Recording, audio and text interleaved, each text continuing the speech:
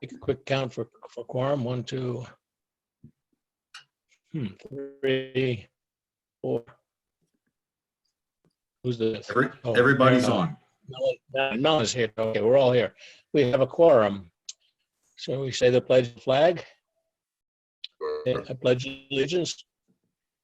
To the Pledge flag allegiance to the flag of the United States of America and to the and to the republic republic for which it stands, one nation, under God, indivisible, with liberty and justice for all.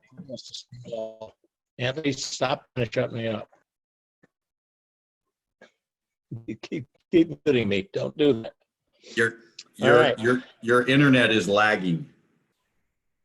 Is it? Yeah. Hang on just a minute. Robert, you don't have your kid around, do you? I'm not sure why that is. Anyway, all right. Somebody make an open a meeting? I did. Seconded. All those in favor? In favor? You can wave your hand. I'll just assume it was 5-0. The meeting is open. Is it that bad? My Comes and goes. can you understand? Or is it that bad? It comes and goes.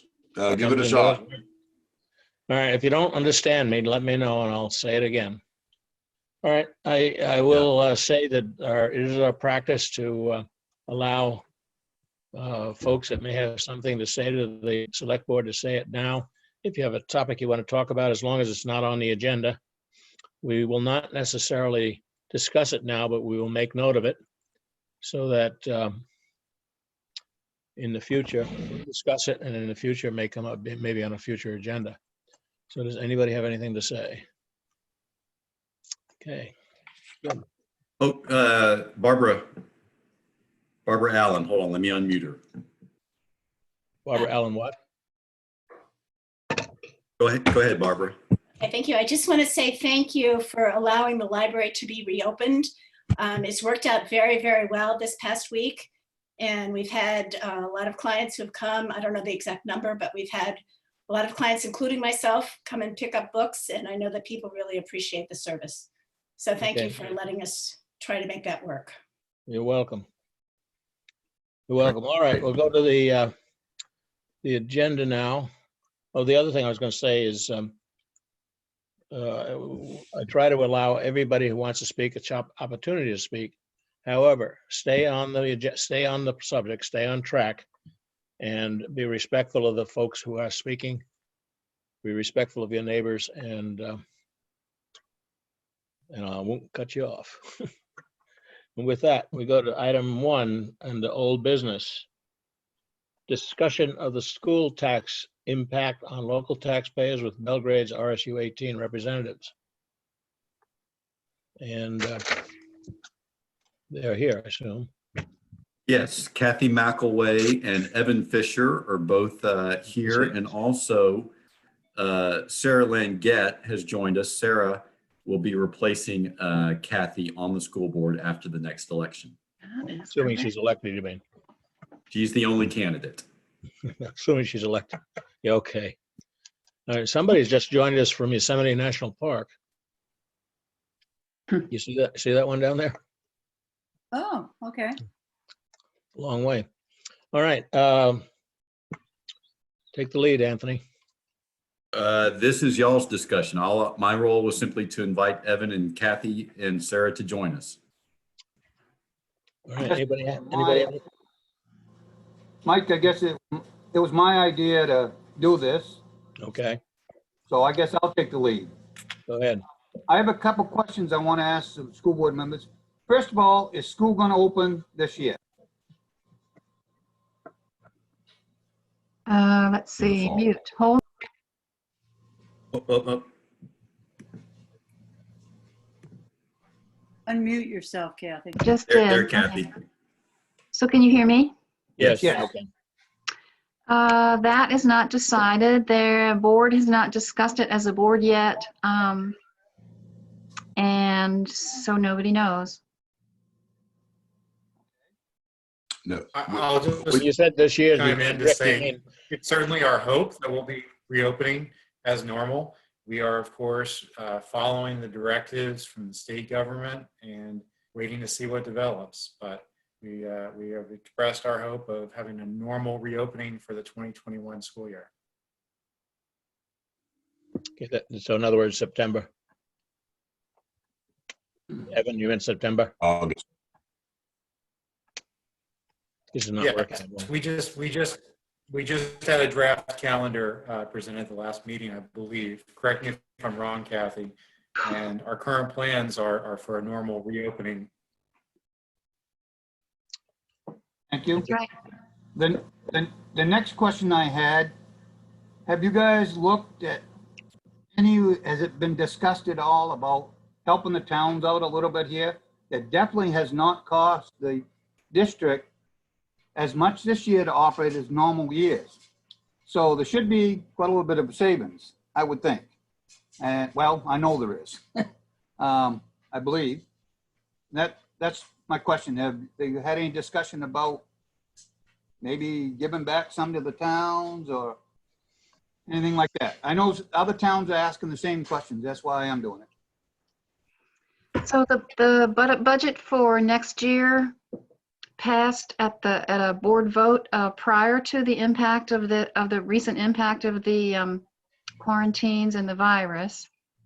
And the warrant meeting to sign the warrants for the budget that's already been voted on is supposed to happen tomorrow night. I understand that may be delayed if the governor makes a change to requiring us to have the warrants posted and so forth. I heard that she might, normally there's a public vote at the PAC. I heard that might be something that's postponed or not required this year. To my way of thinking, and I am not a legal expert, these are the kind of questions I used to ask Becky. To my way of thinking, the response to wanting changes to the budget that's been passed would be for the budget not to pass when it comes up for a vote. And you all must be aware that sometimes the budget passes at the vote and sometimes it doesn't. What happens to the, Mhm. I'm gonna follow Kathy's response. I just want to add on to that a little bit. We had this brought up at our last meeting back on May 6th, whether being shut down, at least the physical buildings, not having students in them, was resulting in any significant savings in this year's budget. And this question was raised, and the answer is that we've saved in some areas, but we've also spent more in other areas. So it's not a massive amount of savings. There's been a little bit. As far as next year's budget is designed for students in the buildings again. Next year's budget is designed for a normal year. We're going to hope that happens. As far as relief to the towns, I will say I've seen 4 different versions of the 2020-2021 budget, and the one that we voted to approve as a board is the one that has the least amount of spending in it. So the spending went down and down. Line items were questioned. Kathy questioned line items. I questioned line items. Delegates from other towns questioned line items, and we ultimately passed a very lean budget with a very, I would say, moderate increases, less than 3% over last year, which is really good. And short of laying off teachers, I think that's as good as it's going to get. I also think that Carl. I had a question. Wait, Okay. go ahead, Kathy, go ahead. Kathy, go ahead. Carl sent a letter, I think, Anthony, that described the carry forward and the carry forward from prior years. The state generally asks or hopes the schools are able to have a 3%, what we call a carry forward, but is what I think of as it's a reserve for something that might come up that you weren't anticipating. So did the select people get a copy of that letter from Carl? I have not shared that yet. I wanted this discussion to happen before I would do that. Okay. So But just to clarify one thing that Kathy said, because I was unaware of this, is simply that here in the town we have a undesignated fund of about $3 million. And interestingly, the school district, despite the fact that it has a $39 million budget, has a reserve, a general fund of less than $3 million. And that's because state law here in Maine prohibits a school district from having more than 3% of its operating budget in its general fund balance. And if that dips below 2.75%, then school districts suffer because they can't get a good interest rate whenever they finance a project or borrow money. So it's a razor's edge that a school system here in Maine walks, just as far as its general fund balance. The fund balances are not nearly as healthy as one might expect when you're dealing with a $39 million operating budget. yeah, and I know And that I'd just like to speak to that point too. I'll let Kathy, please go first. they did draw some money out of the reserve last year. And I think the current budget calls for bringing it back up to 3% in this year's budget. There have been years when it's been less than 3%. And just, It makes it hard to, I just want to clarify, 3% is the maximum we're allowed by the Right. state. mhm. There's no way that undesignated fund can go over 3%. The trick, as I understand from Carl, is keeping it close to 3% because that impacts the overall financial health of the district. I do have here the year-over-year figures. And in 2015, before my time, the unassigned fund balance, the undesignated fund balance, had actually dipped down to below 1% in 2015. And it crept back up in 2016 and 2017 to just over 2%. It peaked in 2018 at nearly 3%, and the 2019 number reflected in our audit was about 2.5%. Now, there's a question about, well, what is that money? It's certainly not, as I think some have described it, a rainy day fund. It's more like the revolving balance in your checking account. That sits there so it doesn't go negative. It's a very small percentage of the overall expenses that the school district has to pay every year. And I mean, I couldn't imagine having only 3% of my household expenses in the bank at any given time. I mean, there's no savings, there's no accumulation of this money. We're actually in the middle of a 5-year plan to pay down debt. And hopefully, if there's any of this money left, that's what we're going to do with it. But we are expecting that we're going to have a lot of challenges in 2020, 2021. And one of those might be that our subsidy from the state might get cut. If our subsidy from the state gets cut, we'll find out about that probably in November. And the undesignated balance is probably not going to go far enough to make up for that shortfall in revenue. But we have to wait and see if that actually happens. In the end, it is there for unexpected expenses. It is there for one-off expenses, not revolving expenses.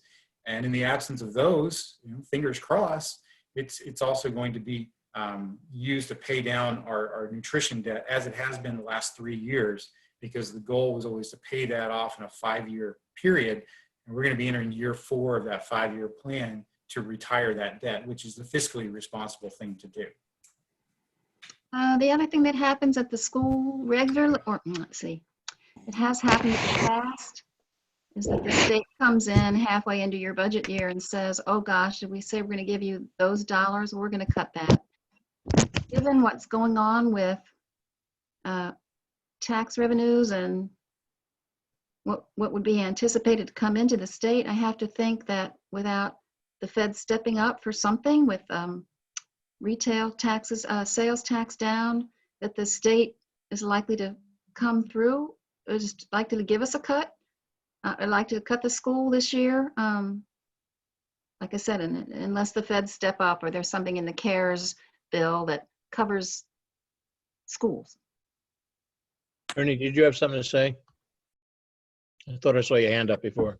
Well, I was just, in relation to Tom Dowd's email regarding the undesignated fund of the district, and what that was and how it could be used and how we've tapped into our undesignated fund, for a couple of items on the warrant, that we didn't have to raise money for because we already had the money and we just appropriated it from the undesignated fund. And that, I think Evan addressed it pretty well in that, some who aren't as familiar with the school budget, might assume that it's a rainy day fund and that, it has, lots of money in it to help offset, a potential downturn in state funds and things like that. And to some degree it can be, but it obviously it has to be kept at a certain level to help the district get good interest rates and things like that, instead of being destitute. In a previous meeting with Carl here, I recall him stating that, if there was some savings, and certainly in busing there's savings and things like that, that will be accruing in the budget that weren't spent. And he foresaw whatever that savings was to offset, partially any loss of state revenue that might come in. And then if that, depending on when he talked to us, we weren't sure the extent of this whole thing.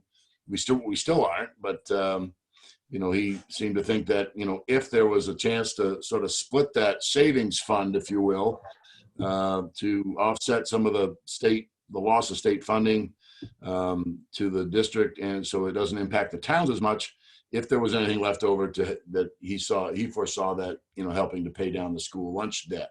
So, I'm comfortable with, his thoughts on this, and, just would encourage you folks and the school board to, the district to be, as sharp with their pencils as they can be, because this is going to be our role in this town, and every other town, I'm sure, is going to, has yet to see what the shortfall is going to be from the state, and when the last shoe drops on this thing.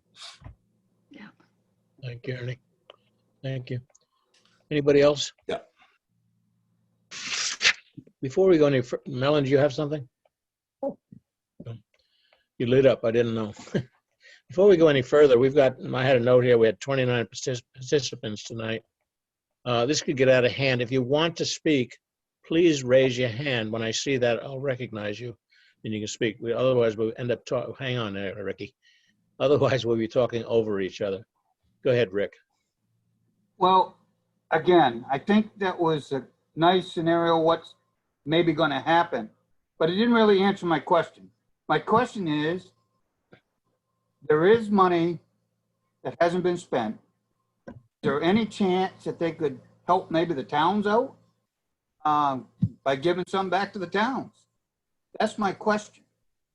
If the answer is no, then just say no. Well, when we're coming to this, so I have always been told on the board that if there's something to be addressed by the board, it would be addressed at a board meeting, that when individual board members attend a meeting like this, you're talking to us as individual taxpayers, not really, we're not meant to talk for the board as individuals. If this is something that the town felt really strongly about, you should come to the school board meeting and ask this question with a proposal, and you would get a formal answer from the board. And as far as individual line items and on the budget, I'll bet the school budget has 400 general ledger line items, and the people who understand every single line item are Carl and Gary, and those would be the places where you'd be asking about specific areas of the budget where there would be or might have been dollar savings. That's something you'd have to bring up to the whole board. I understand that. I just want to follow up Kathy's comments by saying, you know, she's right. We have discussed this. We've discussed this publicly as a board. Neither of us can speak for the board. You know, I'm not telling you anything I couldn't tell you if I was just a concerned citizen who went to all of these meetings or participated in these meetings and observed them. But we had meetings that touched these issues on March 5th, on March 24th, on April 1st, April 15th, and then last Wednesday on the 6th. And that was the appropriate forum, I think, for people who are really concerned about next year's budget to come speak about it. You know, it's been a transparent process. We did have to move to virtual meetings, but they were open to the public. We had members of the public who attended those meetings. You know, we can't speak for the entire board. That's absolutely true. And I also would say that you know, Carl Gartley is probably the person who does have the most knowledge on this topic. I might say that we're not looking, certainly I'm not looking to see you solve the problems here tonight, but as you do represent this town on the school board, and if we have a concern, we'd like to see that you're going to bring it back to the school board and make them aware of that concern. And hopefully they'll be able to do something about it, but at least give it consideration. Same as when Carl comes here and he looks for, or you come here and you look for consideration from the select board. We give it every consideration. We may not like the answer, but at least we'll give it consideration, try to be fair with it. Well, Go ahead, Kathy. Go ahead, Kathy. as far as a specific request to come from the town of Belgrade to the school board about a specific dollar amount that could be, or that you would request to be returned to the taxpayers, it would be, if that's a dollar amount you want to ask about how much money we didn't spend. I have asked these questions at the board meetings, and the questions have been answered. If the town specifically wants dollars back, they need to come and ask the board specifically for how much they want, and then that would be something that would come before the board for a vote. I can say that my primary background is financial, so I don't know. Evan might disagree. I think I asked more financial questions than some of the other board members whose background is education. Just the same. No, We understand your concerns, but we can't do anything about it. It's something you would have to ask the whole board about. And then, you know, when it comes to votes, my vote, the Belgrade votes go through on a prorated basis. All the other towns would be involved in seeing how the vote came out. Thank you, Kathy. Ricky, anything else? And I certainly want to just follow it up with, yes, we are absolutely willing to consider, you know, whatever we hear from either the town government or from the taxpayers. And I try to be as accessible as I can. You know, I've certainly heard concerns from a lot of folks. I've talked with Anthony about some of the concerns that he's aware of, and I certainly don't want to create the impression that we are not responsive to the concerns of our fellow citizens and taxpayers, and it's something that's very sensitive. But most of the people I talk to, overwhelming majority of people I talk to, are proud of our school district, and they should be, because we have a great district, and the district is a very good deal for the taxpayers. Maybe not the best possible. There's definitely some things we can look at with the cost sharing in coming years that could be improved. And I say that as a citizen of Belgrade and a person who pays taxes, but we have a better than average school system for a lower than average cost. And I think that's a great baseline to start with. Our goal for the 2021 budget, you know, as it's been expressed by individual board members, is just to try to make sure that the next class of students gets the same quality of education as last year's class. And that means retaining our fantastic staff and our teachers and keeping the talent here in the district so it doesn't go somewhere else. Thank you, Evan. I think you could survey any one of the board members here, and we'd agree that we're all very proud of the school district. It is a good school district. And we certainly didn't invite you folks here tonight to beat you up. That wasn't the intent at all. So I hope you don't feel that way. No, I understand. Not at all. I think if you came to the school board with a specific request for a dollar amount of return to the taxpayers. You'd get individual votes from individual board members like we do on every issue that comes in front of us. It's not always a unanimous vote for what's approved or not approved. Right. Ricky? I just want to explain why I asked for this. I wanted to go through the chain of command. I didn't want to go over your heads at all. I didn't want to go right to Kyle. I didn't want us to go right to Kyle. I wanted to go through the proper chain of command, which is to our school board members, to maybe bring it back to the board and kind of tell them some of our feelings, maybe that was my whole intent. I mean, I wasn't here to pound up on anybody or anything like that. It was just, hey, the town of Belgrade is going to be in trouble here too, folks. And, It'll be a rough year. I have to agree with that. and if you watch any of that stuff on TV every day, one of the questions is it going to be school next year? You can't get an answer. No. Telling them, we don't know. We don't know. That's scary. Maybe in another whole year like this. I hope not, but it could happen. It could. You guys, and if I came on strong, I apologize, but thank you guys very much for coming. I appreciate it. Now you No, answer. I appreciate your questions. They're good questions. Thank you. Mr. Chair, Mr. Chair, Sarah Lane Gett has her hand up. It looks like she would like to speak, and I have unmuted her. Where is she? I'm right here. I just you Oh, just your picture's cannot gone. see me. You just cannot see me. I don't have a video of it. You want me on No. video? Not necessary. I just didn't know where you were. Go ahead. Okay.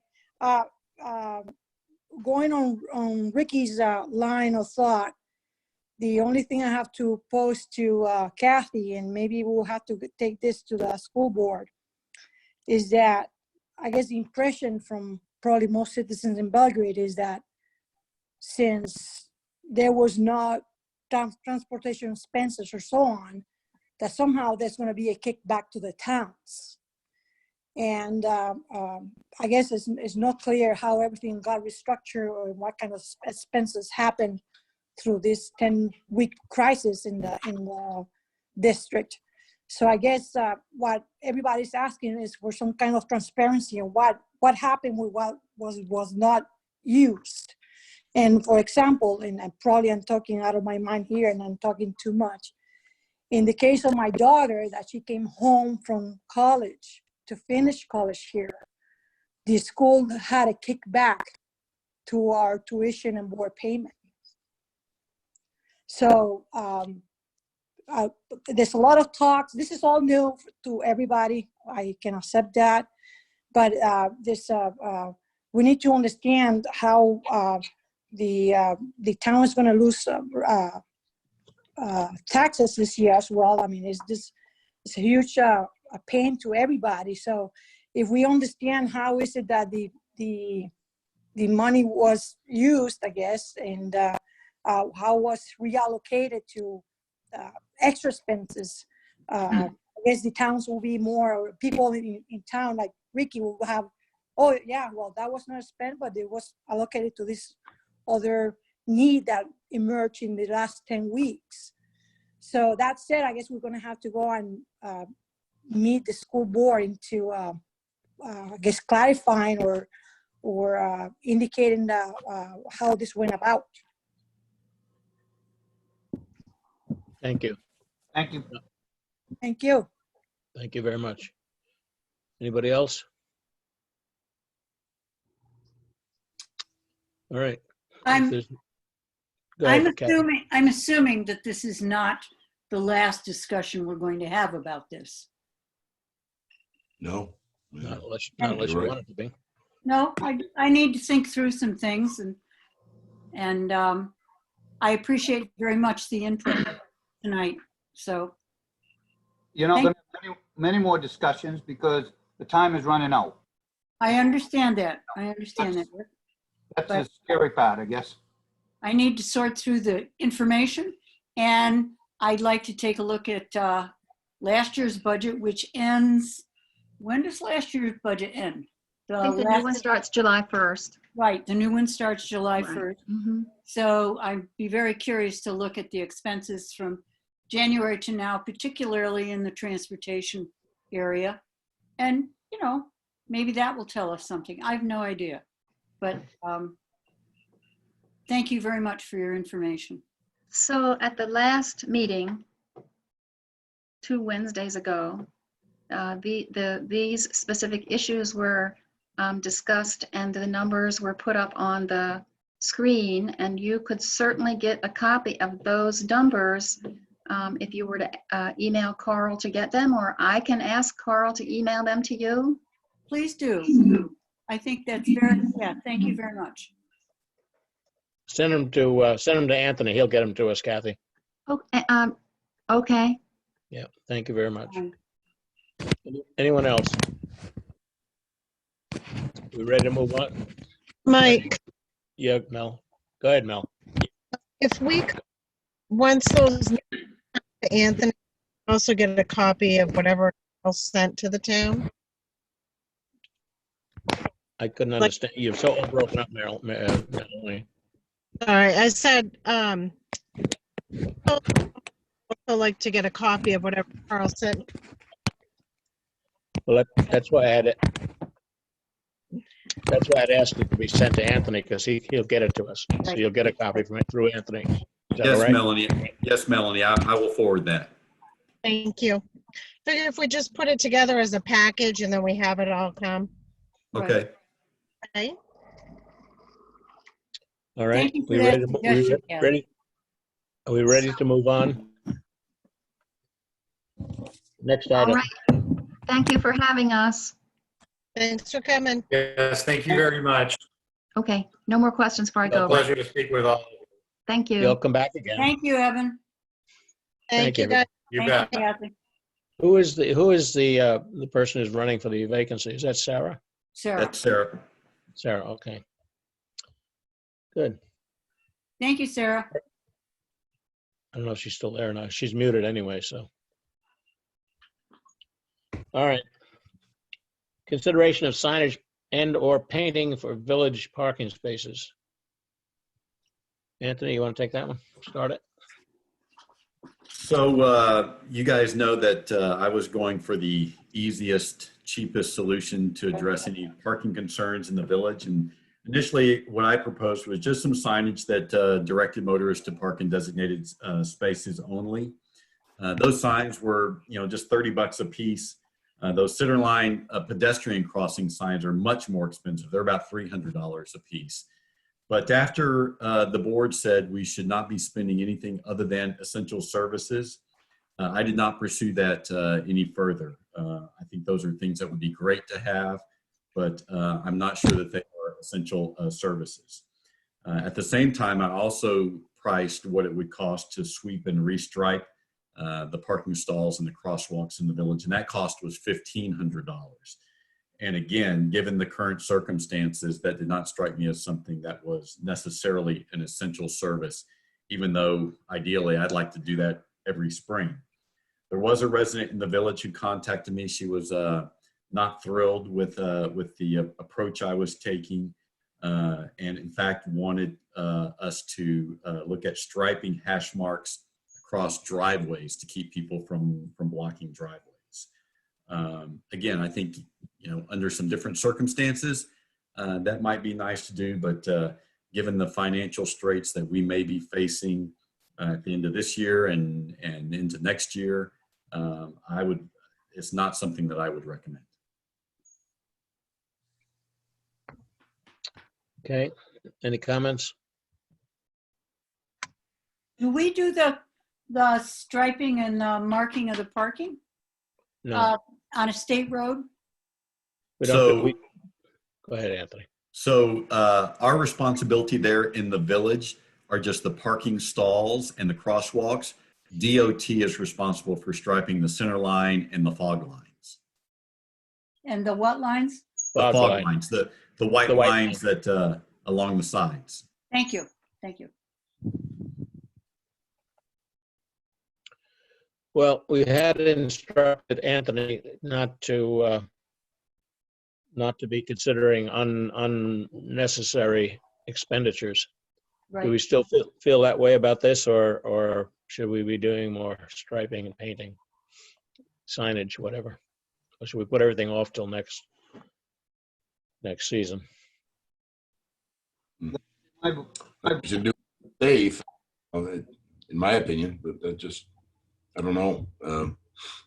You know, if it's a safety related thing, I think we should take care of it. If it's sort of an option that we can put off until another time, that would be my favor. Anybody else? Well, I mean, I feel like, Oh, no.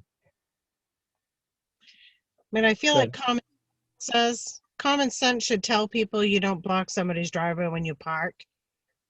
Has it historically been an issue in the village?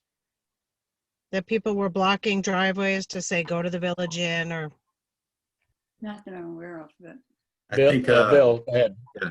Bill Pulsifer. Let Go me ahead, unmute Bill. you, Bill. Hold on, let me unmute you.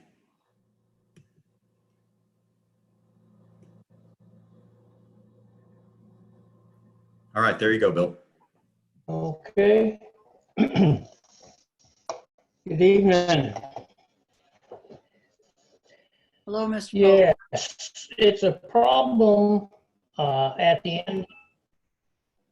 There's a problem at the end of the driveways, especially when we have a lot of people in town, because people will park right up to the edge of the driveway, so you can't see to get out. What we had planned to do was to put up some signs right at that area. No parking from here to the driveway. I talked to Ann Lowell today, and she said that we could put signs up, but they had to be 4 feet from the curb. However, if they are taken down in the winter time, they could be put right up to the curb. She said, We've had, of course, we're not gonna get it now with the new curbing, because there's been about 3 flat tires already. So that will help keep them off. But when we have a big crowd in town, and I don't know if people would pay attention to the signage or not, but at least that's what we plan to do. We got a call into Dave Allen, but he hasn't returned it yet. That's about all I got to say about that. what do you think, Bill? You're going to put the signs up yourself? You're going to put them up, or you want the state to do it, or you want us to do it? What are you talking about? Well, we had bought some signs for our own driveways. And we're gonna put them up, and what we did when we were marking roads, and like they have here, is put like a 3-foot piece of pole in the ground, and then you attach the upper butt to it, so it would be fairly easy to take down. Whether or not that will do any good or not, we'd like to see those areas which had been designated no parking. We'd like to see them crossed out with paint, but I guess that will come in due time. Okay. Well, I don't know if the signs will help or not, but I think most people most people try to do what they're supposed to do, but you can't help the guy who comes in last and he sees that last parking space, and that's the one you got to worry about, I think. But anyway, I don't. My sense, and I'm putting this out for the whole board, but my sense is that, for at least for now, we don't want to spend the money on. I'm getting a message that my internet connection is unstable. Can you understand me? Yes, you're good. Okay. My sense is that the board, for at least for now, does not want to spend money down there unless it becomes a hazard and a safety hazard, as Ernie said. The only thing that I can see that we might have to consider right now, and I don't know what shape the crosswalks are in, but to my mind, if they're in bad shape, we need to do something about them, or at least the ones that are in bad shape, if they are. Every time I go through there, I don't go through there much anymore these days, but I meant to look at them, see how they are. How are they built? The crosswalks in decent shape? They're getting quite faint. That paint took a beating this Winter. year with salt, whatever they put on it. Are they good enough to go The through the summer? Or? Parking.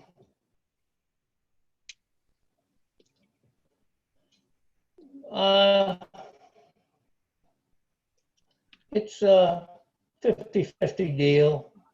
You know, of course, we aren't going to have quite as much traffic this summer, so might get away with it.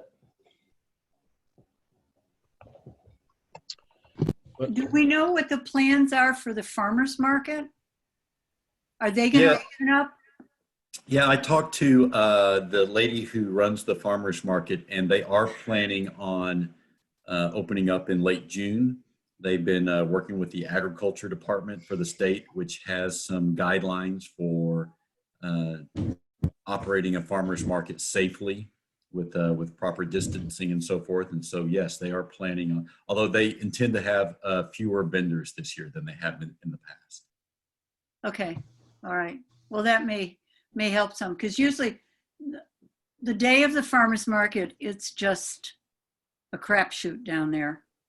And it can be, and much as we like to think that people are going to do the right thing, there have been some really difficult situations with people parking on farmer's market day, people parking, blocking driveways, and I've even seen double parking down there on farmer's market day. So I think that I don't have an answer, but I certainly understand that there can be and has been problems in the past. How that relates to whether or not, if we mark them, are they going to behave themselves? I don't know. You know. Well, what is the answer? Are we going to do anything? We're not going to do anything, or we are going to do anything? We'll let it go for now. Board, Yeah. Let it go. Ricky, what do you think? Let's try it and see what happens. Let it go for now. Yes. Yeah. Ernie? Yeah. Nell? Yeah. You know, it's safe. So that's my thing. So we'll see how it goes and check the safety aspect of it, and go from there. Yeah, if it becomes a problem, then we'll have to do something at the time, but let's go with it for now and see what happens. Hopefully nobody will get hurt. I understand what you're saying, Bill. As a matter of fact, I think it's illegal to park within 5 or 10 feet of 5 feet either side of a driveway. But That's a joke in this case. what's that? I said, that's a joke in this case. Well, I know it is. I know it is because it's not enforced. I invite you to come down on farmer's market, and then you could experience it in real time. We have sometimes just one-way traffic. You take just up the street from across from Donald Tilson's, they put a strip in there, or they didn't mark any parking places. It's supposed to be no parking in there. But we've always had that. I put up sign up there when we had the old fire station, and no parking from here to the corner. On days like that, people are going to park, and you get one-way traffic. Yeah. However, that's enough of that. All right. We'll hope that'll change forward, but yeah, the thing about parking on the honor system is that it relies on honor, and that's there isn't a lot of that these days. So if it gets to be really crowded and it gets to be a problem, then we'll have to address it, and we will. All right. gonna park right in Bill's driveway though. I've already got 3, 4 people that do that. I'll bring snacks. You got to face Marie then if you do that.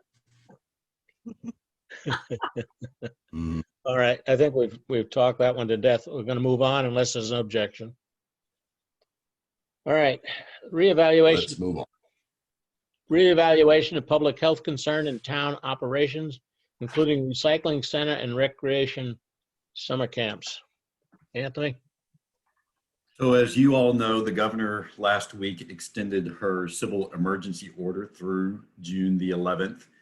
And so a lot of the provisions that go along with that extend till at least July 11th and perhaps longer. I'm happy to report that our reopening of the town office, I think, has gone extremely well.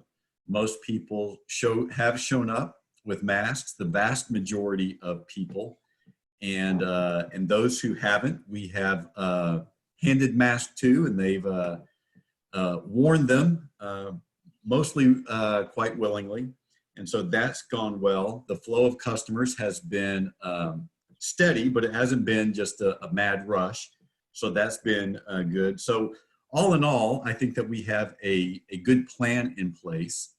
And I think the same thing goes as far as the library, as Barbara mentioned a little bit earlier.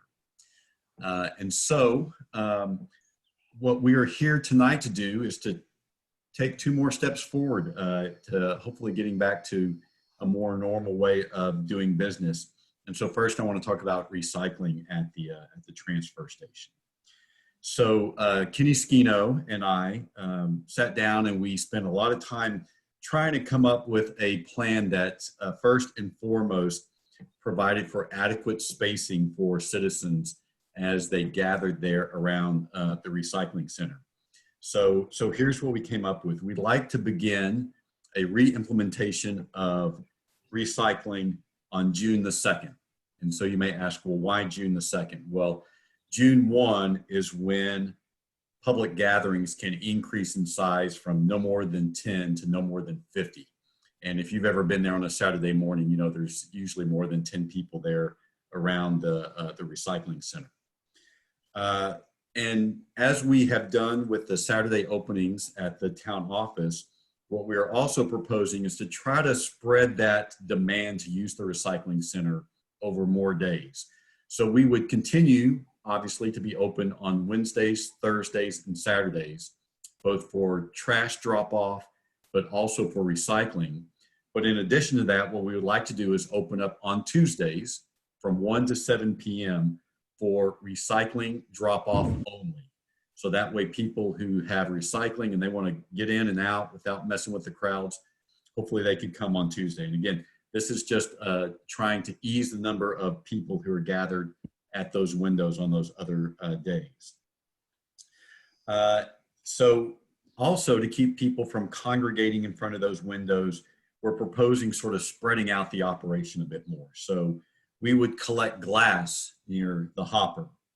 We would collect cans, whether those are tin cans or aluminum cans or steel cans, with the other heavy metals also near the hopper.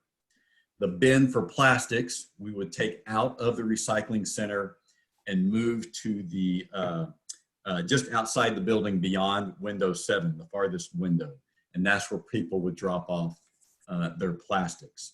So then then we would simply use every other window, windows 1, 3, 5, and 7, for our sort of paper materials. That's cardboard, paper, magazines, and newspaper. To help people with the distancing in front of those windows, we would mark lines on the pavements, 6 feet, 12 feet, and 18 feet back from each of the windows. And then lastly, we would erect some signage there, just communicating this new way of doing business. And we would also use all the other avenues at our disposal. As I mentioned, most people who have come to the town office knew to come with a mask and knew that they might have to stand outside until a window opened up. So I think our communications in those regards have been pretty effective. And you know, we've got some time until June 2nd if you guys approve this plan where we could help to inform and educate the community about a new way of doing business there at the recycling center. So I figure you guys might want to talk about recycling first, and then we'll deal with the Yes, summer. right. Melanie?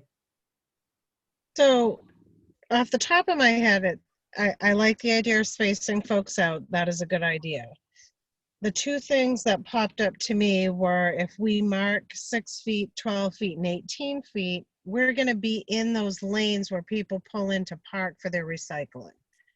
It feels like if we go back 6 feet, the next one is going to take most of one of those lanes.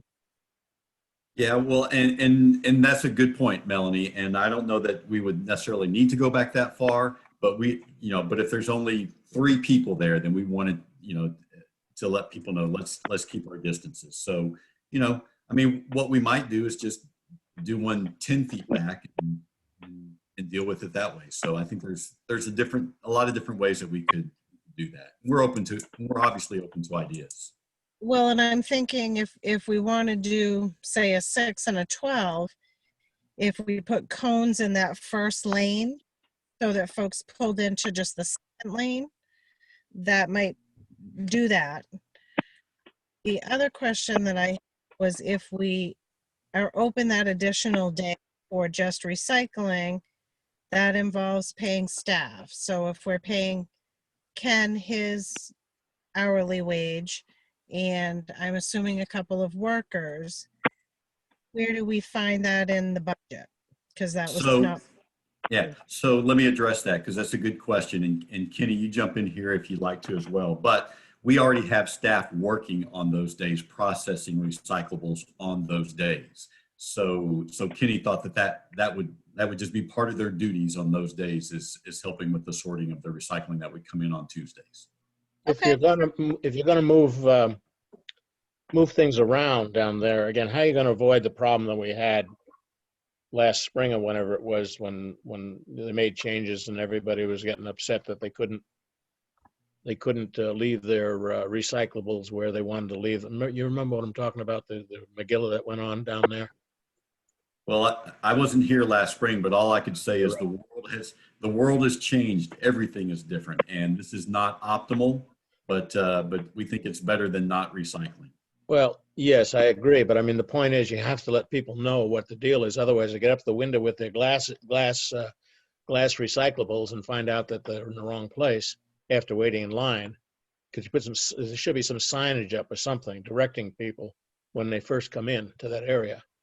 Yeah, and we plan on doing that. We will erect signage there to try to inform people. It's not going to be perfect, but I do think that I've gotten a lot of requests from people, some of them who are on this call, saying we need to reinstitute recycling, and we think this is a good and safe way to do it. And of course, the most important thing is just to keep people safe and healthy, and to do that we have to spread them out. I'm not arguing that. I'm just saying just so people know where they have to go with the stuff. Now, are we considering that the recyclable materials are going to be safer now than they were a month and a half ago when we closed the recycling? Because I think and I think we all feel a little bit more comfortable with that. Kenny's got a good supply of gloves, and we obviously talked about whether or not it was going to be safe for our guys, and a lot of other places have reopened to recycling since we closed, and so if Kenny or I had any reservations about this, we wouldn't be here with a proposal. Kenny, is that fair to say? Ricky was first. Go ahead, Ricky. I had a couple of questions. Has anybody done any cost to see what the recycling is bringing to the town of Belgrade, or is it costing us money to get rid of it? What's the deal on this? I mean, everybody wants to get it going, but I understand some of that stuff, like the glass, doesn't get recycled. I mean, it's going over the bank. That's what I'm hearing. Is that true? Bruce, can you answer that? The glass is going to the bank, but I do know that corrugated cardboard rose up to $100 a ton. And I have a feeling you're gonna see probably the other recyclables start creeping back up again also. Yeah, and you raise a good point, Ricky, in that it cost us money to have those recyclables, once we dump them into the hopper, to have them hauled away. And so it's sort of a double whammy. Not only are we not generating the revenue from the recycling, which is in the scheme of a $3 million budget, it's not a lot of money. It's about $25,000 to $35,000 a year, but nonetheless, it's better than zero. But on top of that, as you know, for every ton that we haul away, it costs the town more and more money. So it's sort of a double whammy financially for us not to be recycling. Jack, But let me unmute you, Jack. Okay, go ahead. Into this single box. I mean, some of those plastics are probably worthless, but some are money makers. I think the milk jugs, for example, are money makers. And I think the #1 clear bottle grade PETE is a money maker. You're not going to just throw all the plastics away, are you? is that Kenny, Kenny down there? I see something that says Kenny's iPhone. Is that Ken? Yeah, that's me. Can you hear me? Yeah, can hear you. Speak Can't up. see you, but I hear you. And yeah, we've been throwing them away for the past month and a half. Can't hear him now. No. Let's stop talking. That question was, are we just throwing them away? Yes, you have to. Bruce, go ahead. I'll try to answer it for Kenny. Basically, we're gonna be recycling #1s, natural, #2 natural, #2 colored, and #5 plastics and sheet plastic. So you're sorting that stuff out anyway, or you would be if we went back to recycling? You'd Correct. recycle. What Go ahead, Bruce. basically the box that Kenny is talking about is them plastics are going in that box, and then when the box gets full, they'll take it inside and sort it. Okay. So we are making something on it. We would be making something on it then. Yes, correct. Okay. Thank you. That answer your question, Rick?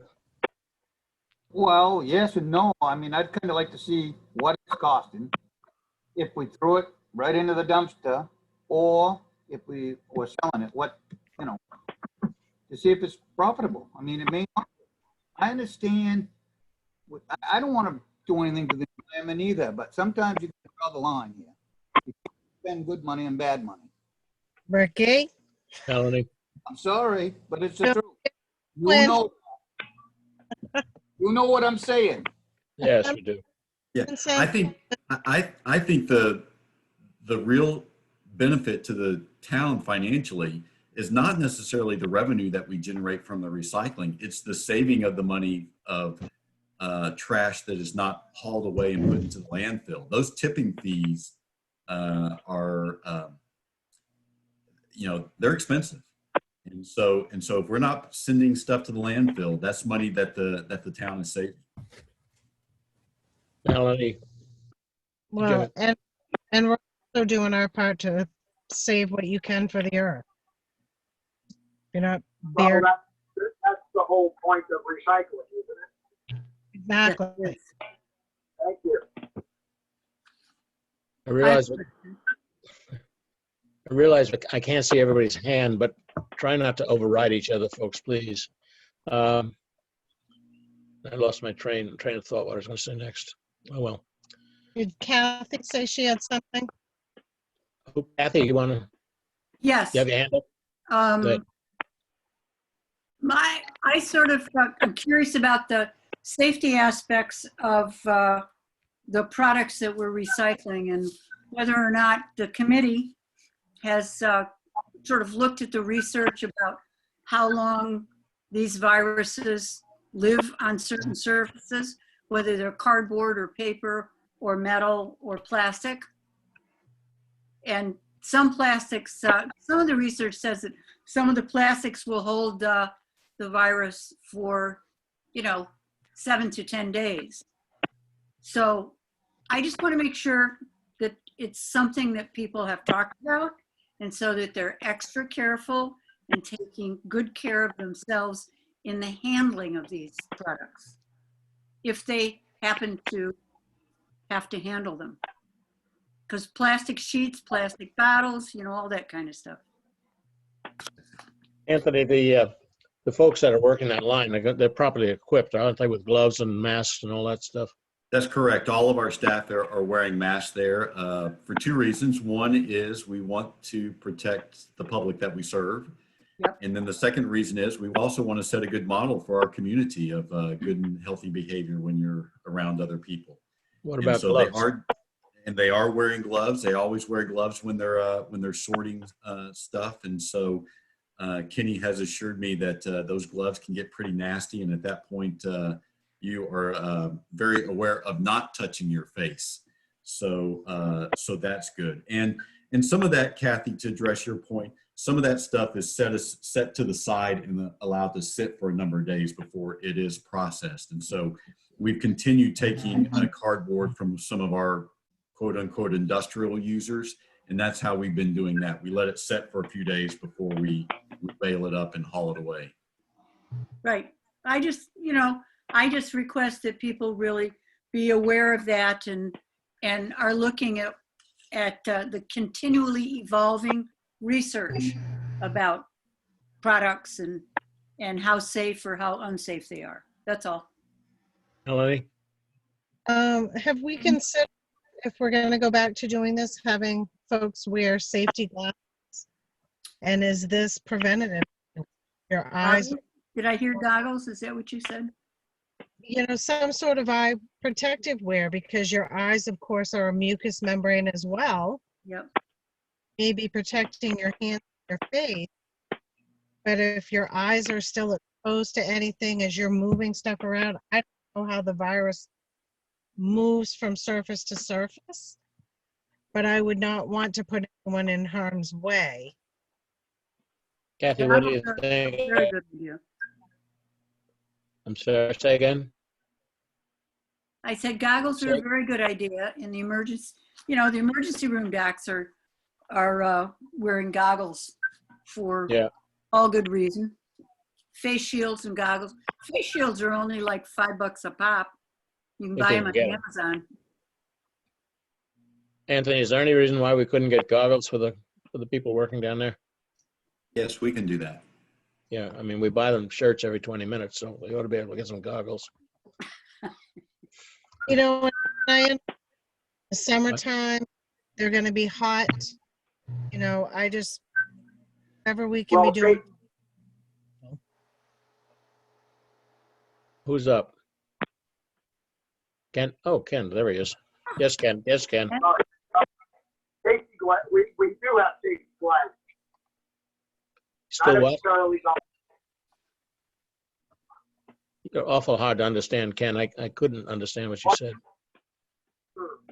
We have safety glasses, not Yeah. goggles. Okay. Hmm. Safety glasses, what we're confusing the terminology, but we meant safety goggles, something to protect their eyes. You want goggles that come around the side. Side shield. Where'd he go? There you are. Okay, do they wear them? Ken?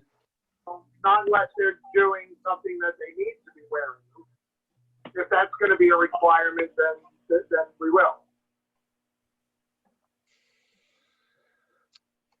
I don't feel competent to say that it's a requirement or not, unless that's why I looked to Kathy and others. But what we're talking about is the guys and women, whoever's on the recycle line, because that's where they actually handle the waste. And if there's anything that's going to happen in that regard, as far as transfer of a virus, that's most likely, in my mind, most likely place down there where it's going to happen. Well, I mean, CDC guidelines aren't asking for goggles or eyewear, I don't believe. A face mask and gloves, yes. Face mask, or goggles or a face mask. They don't have the face mask. Yeah, okay. Apparently you can't hear me very well. He says, You break up a lot. So why don't you guys let us do a little research, and if we Yep. find that it's a CDC recommendation for goggles or safety glasses or face shields, we will pursue those. Okay, that makes sense. What do we want to do about allowing them to open up the recycling as proposed? Do a motion on that item? I'll make that motion. Motion's been made, second. And the motion is to reopen recycling as proposed, in the plan as proposed. Correct? Yes. Any further discussion on the item? Okay. Kathy, how do you vote? yes, Kathy votes yes. Ernie, how do you vote? Yes. Ernie votes yes. Rick? Yes. Yes from Rick. No, I didn't vote. Oh, Ernie did twice for me. I'm sorry. How are you voting, Rick? I got mixed feelings on this. Well, we don't I'm gonna vote have a cat. no. Okay, one no. Kathy, Ernie, yes. Melanie, how do you vote? Yes. That's yes, and I'll vote yes. So it's 4-1. Okay, proceed according to your plan, Anthony. Okay. Kenny, Thank you. if you do something about that mustache, Kenny, we probably understand you better. All right, the next item is, what is it? Well, let's talk about the recreation summer day camp. So, at least in my mind, having been a parent of young children not all that long ago, summer day camp is an essential service. But in order to offer it, we have to ensure that not only are we following the state of Maine's guidelines, but also ensuring the safety of those youngsters. And so Lily has been studying some of those guidelines that are offered by the state and by her professional peer groups. And here's the plan that we are proposing. Of course, the governor has a limitation of gatherings of no more than 50 people throughout the summertime.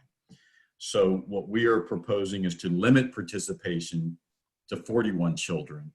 And then the other 9 people would be members of our staff. That includes 6 counselors, 2 for each group, plus our recreation director and our camp coordinator, who would serve as not only our administrators, but also our backup counselors. And then our other regular recreation employee would serve as our sanitation staff. We are proposing, in the past, it's just been sort of show up. And so what we're proposing is that that families register and reserve their spaces in advance. And the reason that we're proposing that is so that we, again, don't go over that cap of 50 people per group. We want to ensure that, we have 41 kids if we can accommodate that many. Priority will be given first and foremost to our town residents and taxpayers and to elementary school children as opposed to middle school children. If on any of those weeks we have fewer than 41 children enrolled, then we will accept drop-ins on those days. All of our staff will wear face coverings, as will the children who can properly wear them. We propose that all of the activities will occur outside, so that way we can obviously space kids out appropriately. And on rainy days, we would just have to space them out throughout the facility. This year, there will be no field trips, no guest speakers, no adult programming during camp hours, no visitors from the public during camp hours, and the pool would be closed. And again, this is just limiting the number of people within a space. Children would be assigned to the same counselor every day, and there would be no mixing of those groups. And again, that's just to provide an extra layer of protection. We would tell families that the kids cannot bring their personal items to camp, and we would disinfect after each use each of our frequently used surfaces and equipment. So, let's say our playground equipment, for instance, or frisbees or whatever the case might be. Drop-off and pickup times will be staggered. Parents will stay in their vehicles as they're dropping off and picking up their kids. And as they arrive each morning, campers and staff would be screened. They would have their temperature taken and then asked a series of questions to ensure that they're feeling all right. And of course, we would teach and reinforce frequent hand washing throughout the day and the proper covering of mouths when coughing and sneezing. Additionally, because it's not an essential service and because most of these kids were from outside the community, we propose not hosting the sailing camp this year. With that said, I mean, this situation remains extremely fluid. The governor's office may come out with more recommendations in regards to summer day camps. And if that were the case, then we would return to you proposing any appropriate changes that would be necessary. So with that, Lily and I are available to answer any questions that you might have. Lily, I have a question. Yeah. The camp we're talking about is for the I thought it was for the little kids, not the middle school kids. Am I wrong? This is for elementary age kids. Elementary. So the question, the comment that was made about the middle school kids is not relevant. Is that correct? If they needed us and we had room, we would accept middle school kids, because there are some that, their only children are, we do have a lot of rural families, so they're kind of in the middle of nowhere and may need us. So keep in mind, our summer camp program has consisted of 2 camps, actually. One is Camp Golden Pond, and that's for the younger kids, right, Lily? Yeah. And then Camp Loon has been for the middle school and older kids. And so essentially what we're proposing is that we wouldn't have a Camp Loon because we want to give our priority to those younger kids who absolutely positively cannot be at home by themselves. If you had a family come in and they've got a couple of little kids and a couple of older kids, what would you do? How would you handle that, Lily? We would take their younger kids first and then put their older kids on a waiting list. Okay, so they wouldn't knock out, that additional older kid wouldn't knock out a younger kid because they gone to the limit. Right, right. And we'd accept them if we had the space. Good, good. Any questions from anybody else? Yes, Melanie. So 41 kids, 6 counselors, 2 regular rec folks, and 1 sanitation makes 50 people. Yes. And we need to stay under 50, so we need to be at 49.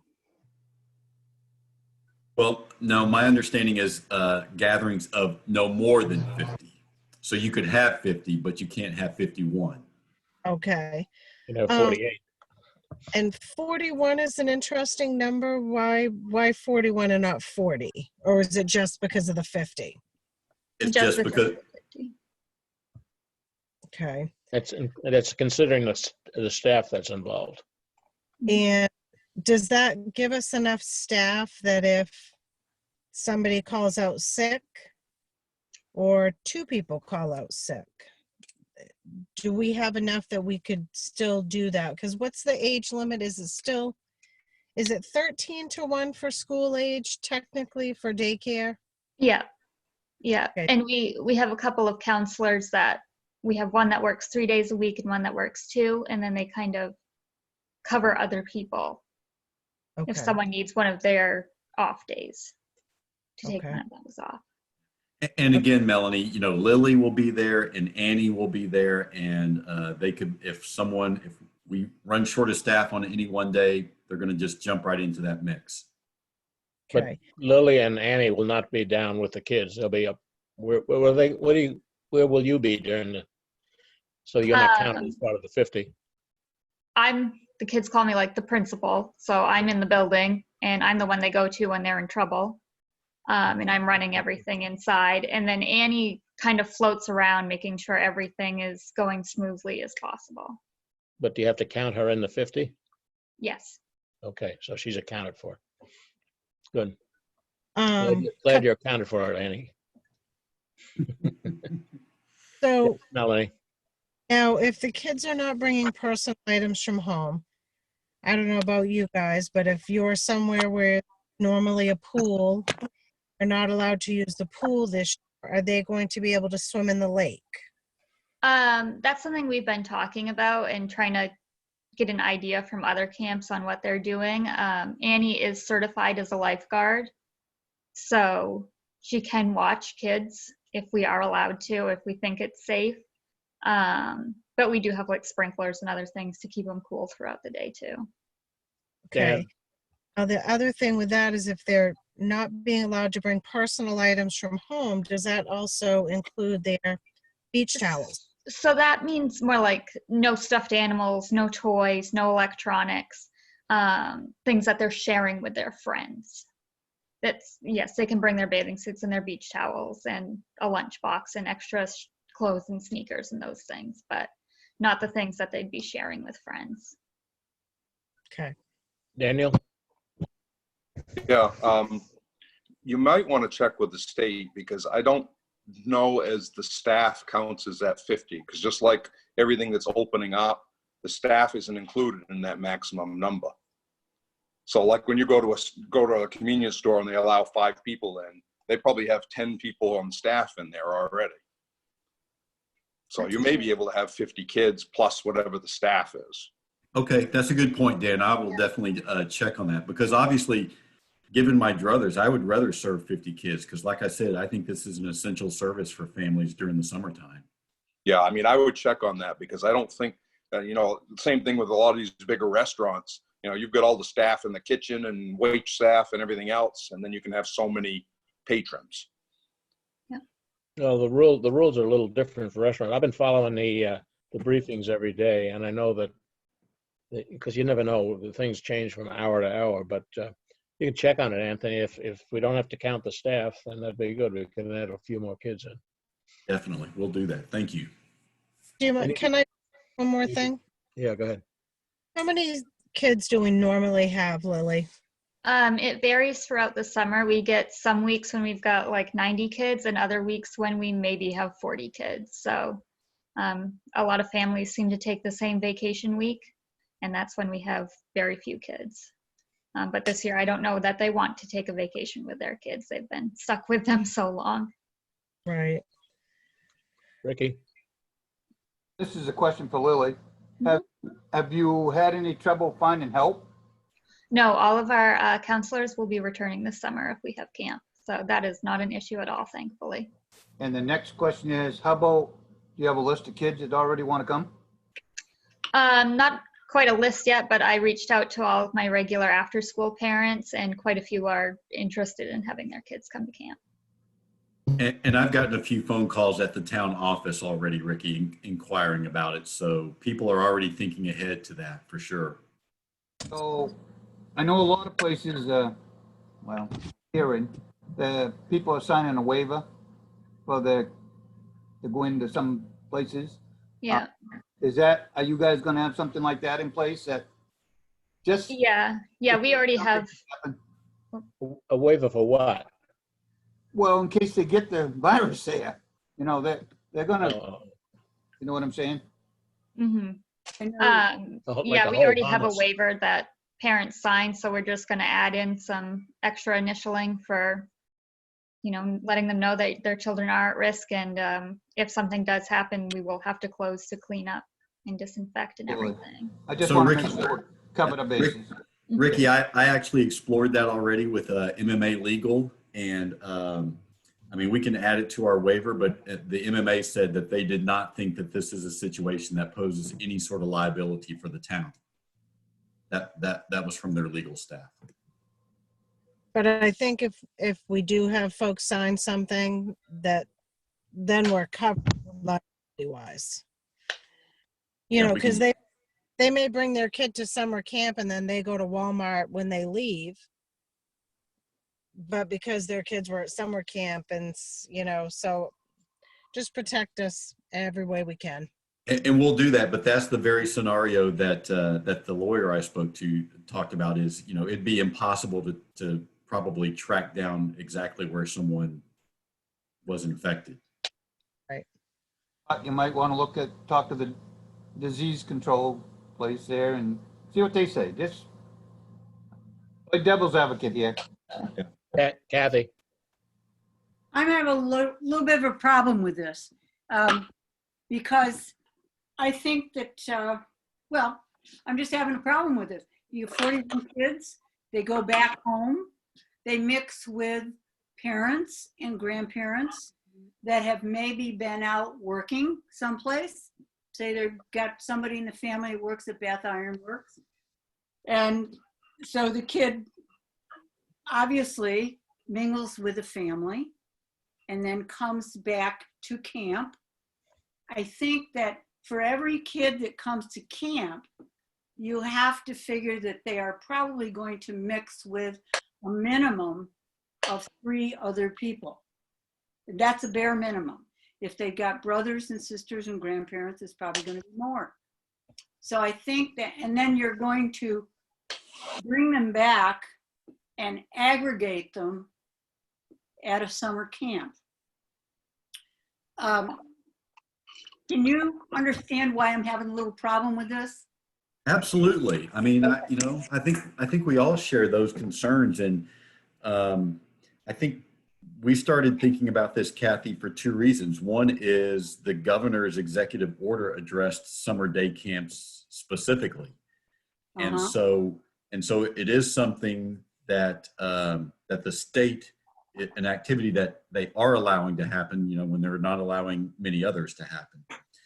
And then the second thing is for those working families. I mean, what do they do with their kids during the course of the day if they don't have the summer day camp? I mean, frankly, I worry about that, and it's one of the reasons why I wanted to prioritize local families first, and those with the younger children, because by the time a kid gets into middle school, well, I think that child can probably stay at home by themselves to some extent, but not when you're a second or third grader. But I do understand your concerns. Well, I understand that, but then I would ask the question, what have they done for the last 2 months? I don't know. I don't know either. But my greatest concern is the fact that we are taking a group of kids that come from a variety of home situations that we are then in the midst of a pandemic, and we are then aggregating them in a single spot. Now, kids are just kids. They run around, they touch things, they cough, they do a variety of things. And where are they going to use the bathroom? And are you going to chase them in the bathroom?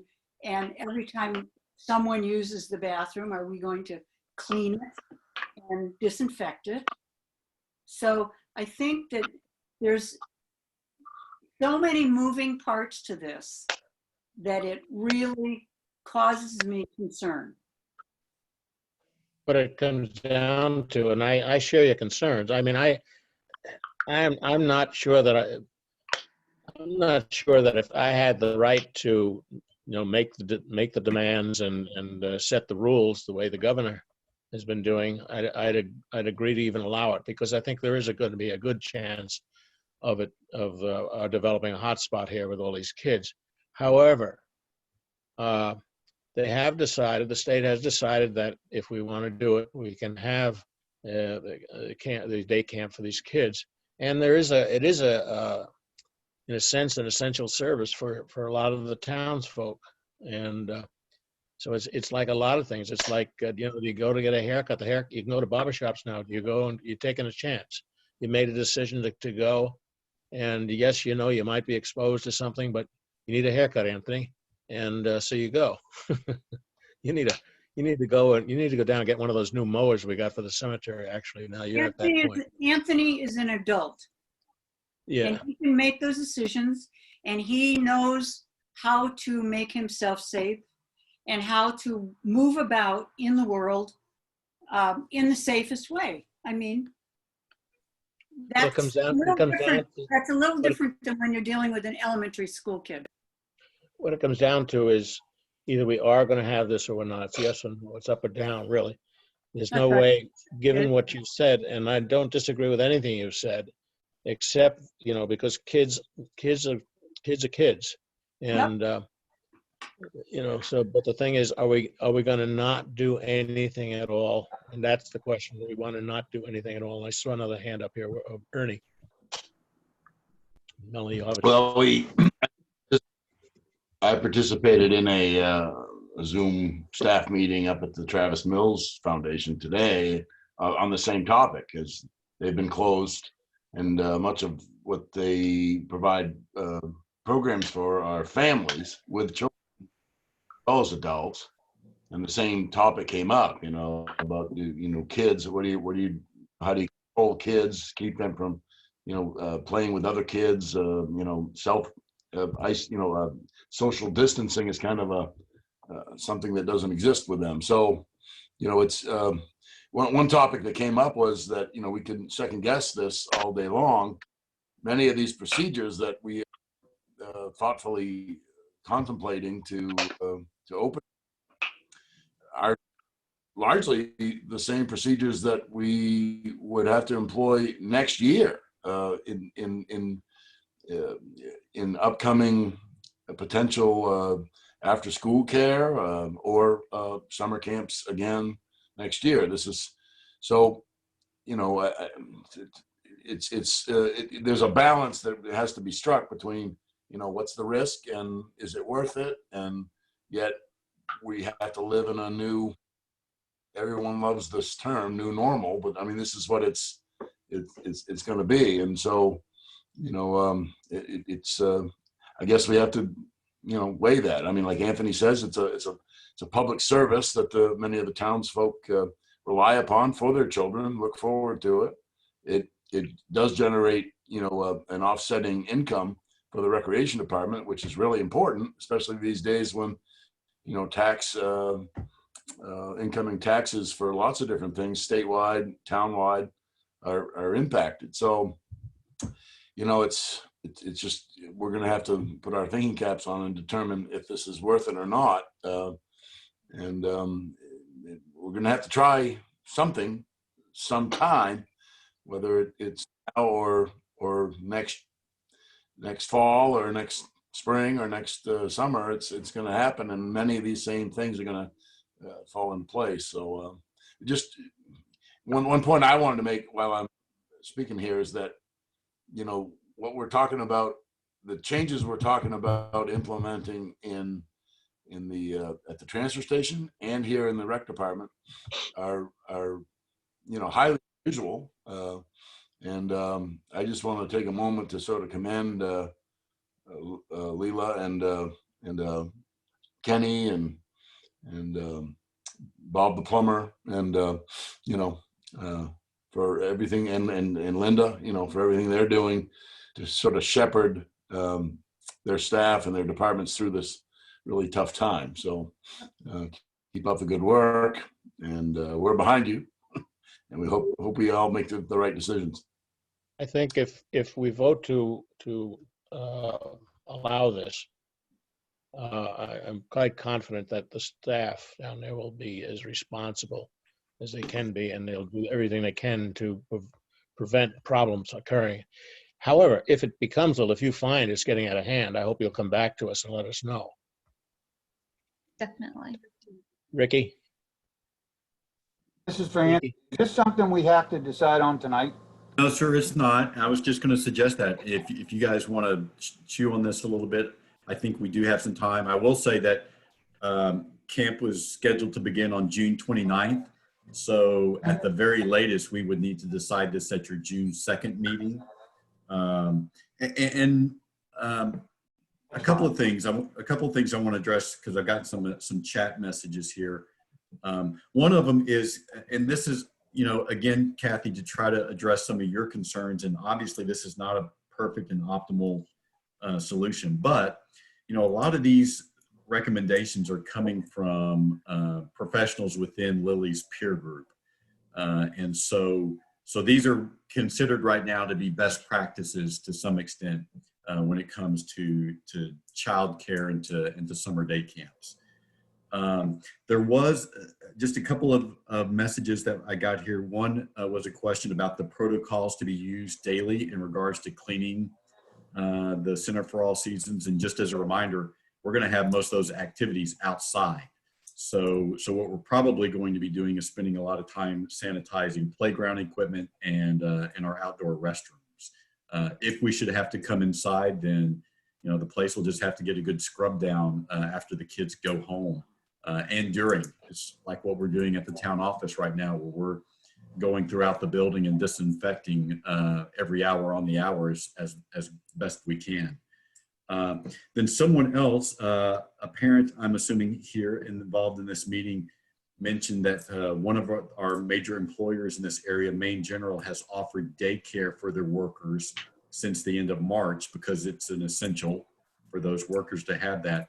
But that service ends June 1st. And this person, who I assume is a medical professional in that setting, says there have been no outbreaks in those daycare settings at Maine General. So I'm aware of that. Melanie. One of the things too, if we are taking the staff members' temperatures, should we not also be taking the children's temperature? And should we have a protocol in place that says if a child's temperature exceeds such and such, they won't be coming in? I thought that's what we'd said in the beginning, that you'd be checking the kids. yes, it's not just the staff; it would be the children as well. And Travis, who I think is on this call, he was a little bit earlier. But Travis has agreed to train our staff in, what to do, what to look for, the questions to ask, and if they don't pass those tests, then we can't accept them in the camp that day. Yeah, we're not letting parents leave until their kid passes as well. So do we have a forehead thermometer for the kids that can be wiped down between? Travis is supposed to be getting one for us. You can get, in fact, we have one. We bought the laser one. You don't actually touch. Can you hear person. me? Yeah. So Travis wants to speak to this. Yes, I've been able to order a no contact thermometer, and There you go. pretty sure I can get one for the center. Shouldn't be a problem. I'm gonna get some other supplies for that too, so we should be able to get her one. Should we have two just in case one goes on the blank? That's up to you guys. They're about $200 a piece, but if you want two, we probably could do that. You can get them online for $70. But anyway, You can, but they're not. I know someone that's done that, and they're not reliable, and the instructions are in Chinese. Yeah, Dan, I told you. Dan, go ahead. If the board decides to do this, I would consider it a teachable moment, because if these kids decide they're going back, or the state decides the kids are going back to school in September, it might be nice to get used to for 50 or 100 or 150 of these kids to get in the habit of how to wear the masks and everything else before they all get dumped back at school and have to learn all at once too. I think that's a good point, and it's a good idea to let the kids know why we're doing these things. Do they understand why you have to wear a mask and why we have to take your temperature? So it can't hurt anyway. Ricky? Make a motion that we table this until the next board meeting. I think we need a little time to think on this, and maybe we'll come up with some more questions we need to ask. Well, and I would second that motion. You second it? Okay, motion's been made at the table. How do you vote, Kathy? Melanie was going to say something. Can we discuss it? It's a privileged motion. It's a privileged motion. Sorry, don't touch. You cut it off by seconding it. That's How do you vote? Yes. How do you vote? Table Yes. it. Ernie?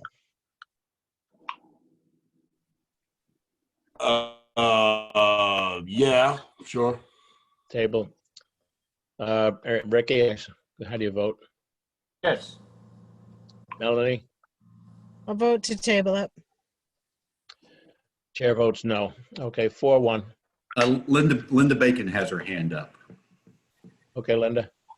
If this is going to be tabled, I think that we should have a list of products that you would like to see spelled out by the time we meet again, just so that no time is wasted.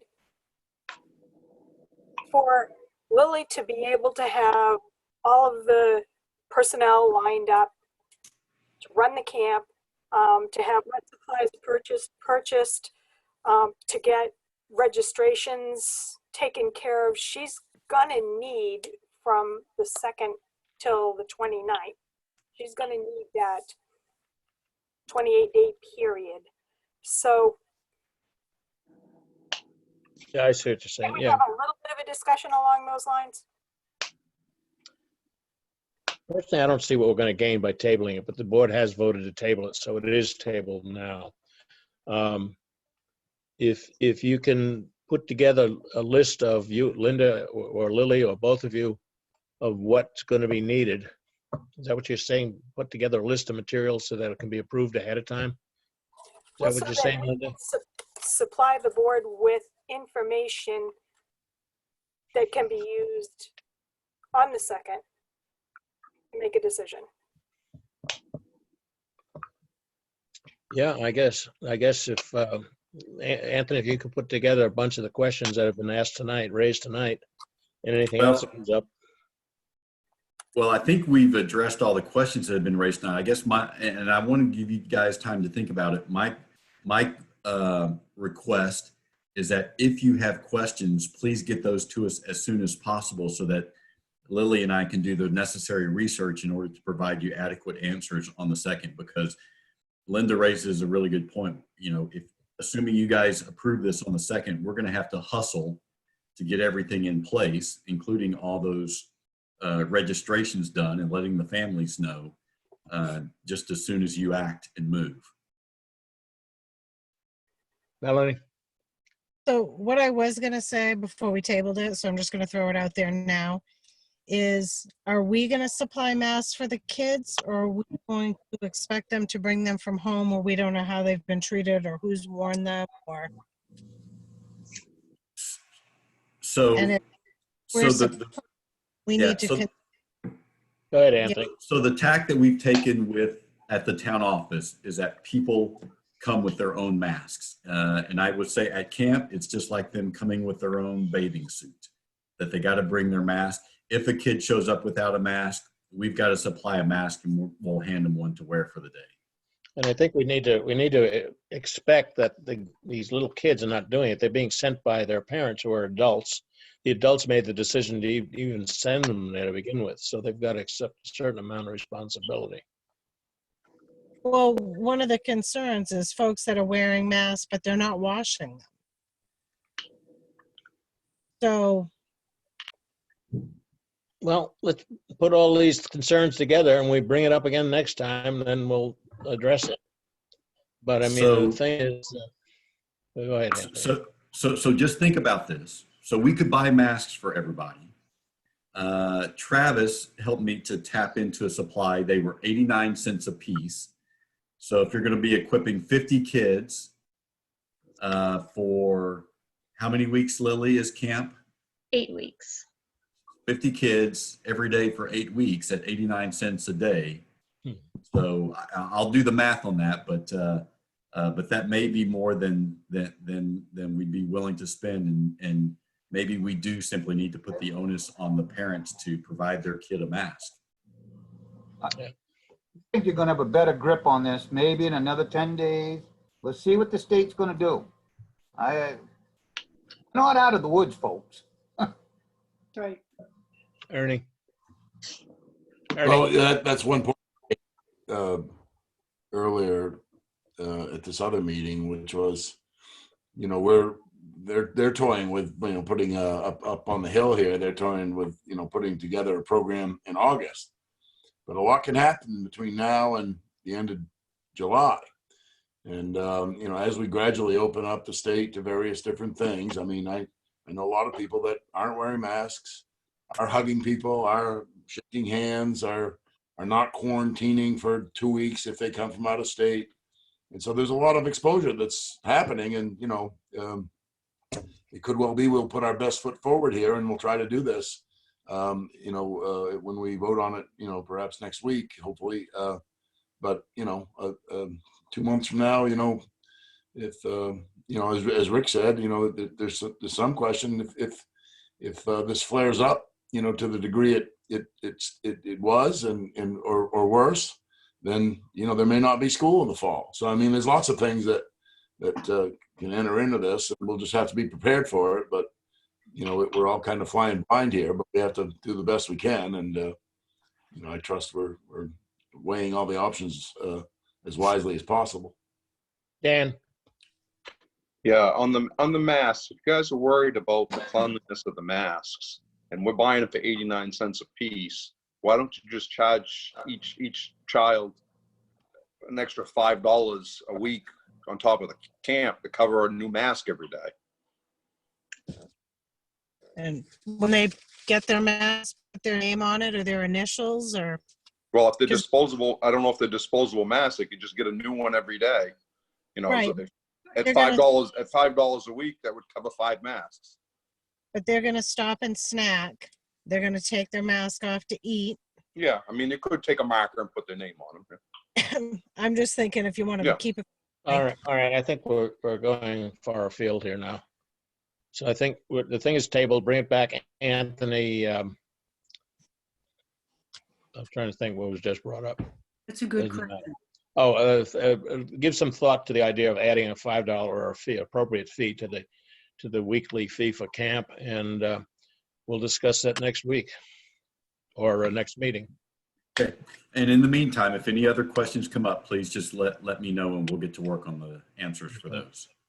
I had when I worked, one of the agencies I worked for, the commissioner say one day, we can't tuck them in at night and get them up in the morning. Sometimes they have to take care of themselves, and that's kind of what's coming down here. Anyway, Chair has to leave the room for a minute. Ernie, if you could take over, I'd appreciate it. And you have to. Okay. Moving right along here. We finished with that. So now we're on to new business. The first of which is appointment.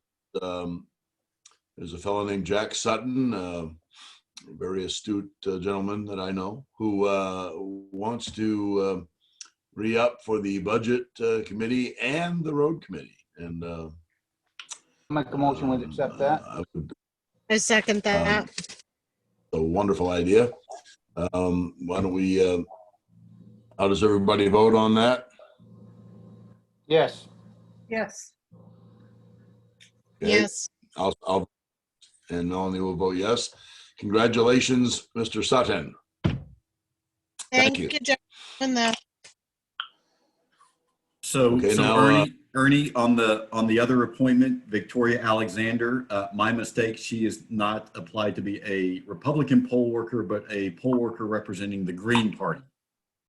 I see. Okay. Well, that's fine with me. Like that motion. So, Second that. okay. We have a motion, a second. Do we have any discussion on this? Hearing none. How shall we vote on Victoria Alexander? Yes. Yes. Yes. I'll vote yes. Kathy, yes. Yes. Okay. All right. That's the yeses carry that. We'll move on to a consideration of the on-premise liquor license application for the Lakeside Inn at 168 Main Street. So if it's a license renewal, the town manager is authorized to sign those, but this is a new license, so you guys have to approve this, and it's for the Lakeside Inn, and the owners here are on the line, those being Liz Fontaine and Catherine Kuchar, and I'm sure they'd be happy to answer any questions you might have. I have a question. Are there any? Okay, Michael, you want to go ahead? Yeah, I'm back. Okay, great. Take Liz or Catherine. Catherine, right? Where are you? Hi, Michael. Oh, there you are. Okay, you both disappeared on me. Is this strictly for the folks that are staying at the inn, or will you take walk-ins, or what? Strictly for guests of the inn. Okay, so it's going to be a limited, people can't walk in off Main Street and come in and have a few drinks. Correct. Not unless they're a Okay. guest. Say guests. Okay, that was my question. Thank you. Okay, anybody else? Prepared to, where'd Kathy go? I'll make a motion that we get this liquor license application. I'll second that, but let's wait for Kathy to come back before we vote. Her screen is I vacant. think we lost Rick. Rick's gone too. Okay. So just so you guys know, assuming that you approve this, if you do, I will be sending this to you via DocuSign for you to sign tomorrow. Yeah, well, Ricky was gone too. Had to go turn the light on. You should leave that light on all the time. You know, when you're there, I can't always see when you're waving your hand or anything, right? That's good. I like being in the dark.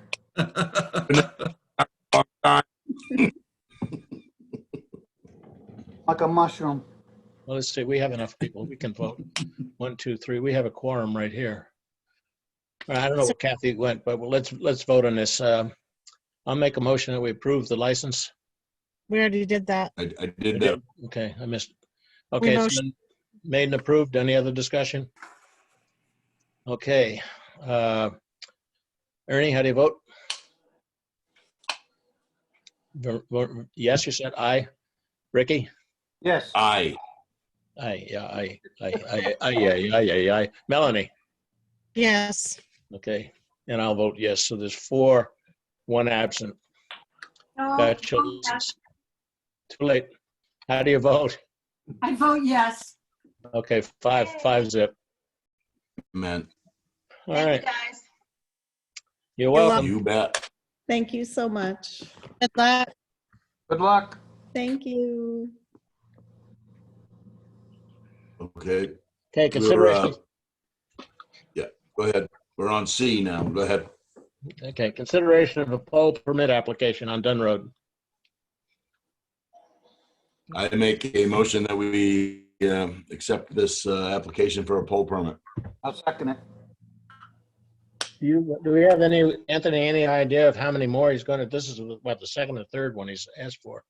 This is the second one that he's asked for. I did not ask him how many, but you know, he's building homes down there. Yeah, on the Dunn Road. curious. I'm just curious. I didn't know whether there's any way he could come in and ask for them all at once, but maybe not. All I right, don't most. Did we have him for a poll permit for him? Have what? I don't remember seeing another application for a poll permit for him. It was a few months ago. Last fall. Yeah. Yeah. And it was approved. So this is it. I think it was first. This is, Can you guys hear me? Oh, there's Tyler. Go ahead, Tyler. How you doing? Hello. Okay. all right. You said the other one was in the, Go ahead, Tyler. Yeah, so the last one was coming in from the Fairfield grid, coming in from the transfer station. This is actually dealing with Augusta, an extension from Hardwood Circle. It just happens to be where the one grid ends and the other begins, and I've got property right in between. So this is a permit for 2 poles, an extension from Hardwood Circle, which should act all of the property for any future expansion. Okay. Did I hear a motion already on this? Yes. Ernie, One at a time. Yeah, I made a motion. Okay. Was it seconded? Yes. Made and seconded. Any other discussion on the item? Yes, Melanie. have you followed all like the dig safe regulations and that? Sure. Yeah, they've been contacted. Okay, and there's nothing there. Correct. Okay. Anything else? Any other discussion? Questions? Okay, call for the vote. Kathy, how do you vote? Yes. Ernie, how do you vote? Yes. What was that? Yes. Aye. Melanie? Aye. Melanie? Yes. Ricky? Yes. Chair votes yes, 5-0. Very good, Tyler. Thank you. You all come back now, yeah? Thank you, Thanks. Tyler. Oh, I shouldn't be doing that. That's a Southern thing. That was not meant to be a crack at anybody in particular. Just when you looked at me. Moving right along. Moving right along, okay. Poll permits taken care of. Consideration of a supplemental tax in the amount of $4,020.20. Want to address that? My damn. This is simply some property being removed from tree growth. I'll make that motion. Made and I'll second that. Made and seconded. Discussion on the item? Okay, if not, how do you vote, Kathy? Yes. Ricky? Yes. Ernie? Yes. And did I get everybody? Chair votes yes. Okay. Oh, Melanie, Miss- I did miss you. The pictures keep jumping around, so I don't know where you are. Go ahead, Melanie. How do you vote? Yes. Okay, 5-0. Good. Yep. That one's done. The woman who lives in. See what? I said, don't forget the woman who lives in her car. That's A lot quieter here than it is with a puppy. Who doesn't understand why mom Oh, came yeah, I hear you. okay. Next item. Consideration of naming a new private road. And I understand this name change, name request has changed, but I have Fox Spring Lane. Yeah, so after this request was submitted, the CEO said that he was going to recommend against it because we have a road already with a similar name. So the proponent in this has asked that the road instead be named Dandelion Rock Lane. Okay. Any comments, any questions? Now, they're the only people that live on this road? Yes, the road does not yet exist, but they're going to build 2 houses on 2 lots, and this road will extend the width of those 2 lots, and they're the only 2 people there. Okay. No questions? I'll make a motion, we approve it. Second that. Second that. Made and seconded. Any further discussion before we take a vote? Kathy, how do you vote? Yes. Ricky, how do you vote? Yes. Yes. Ernie? Yes.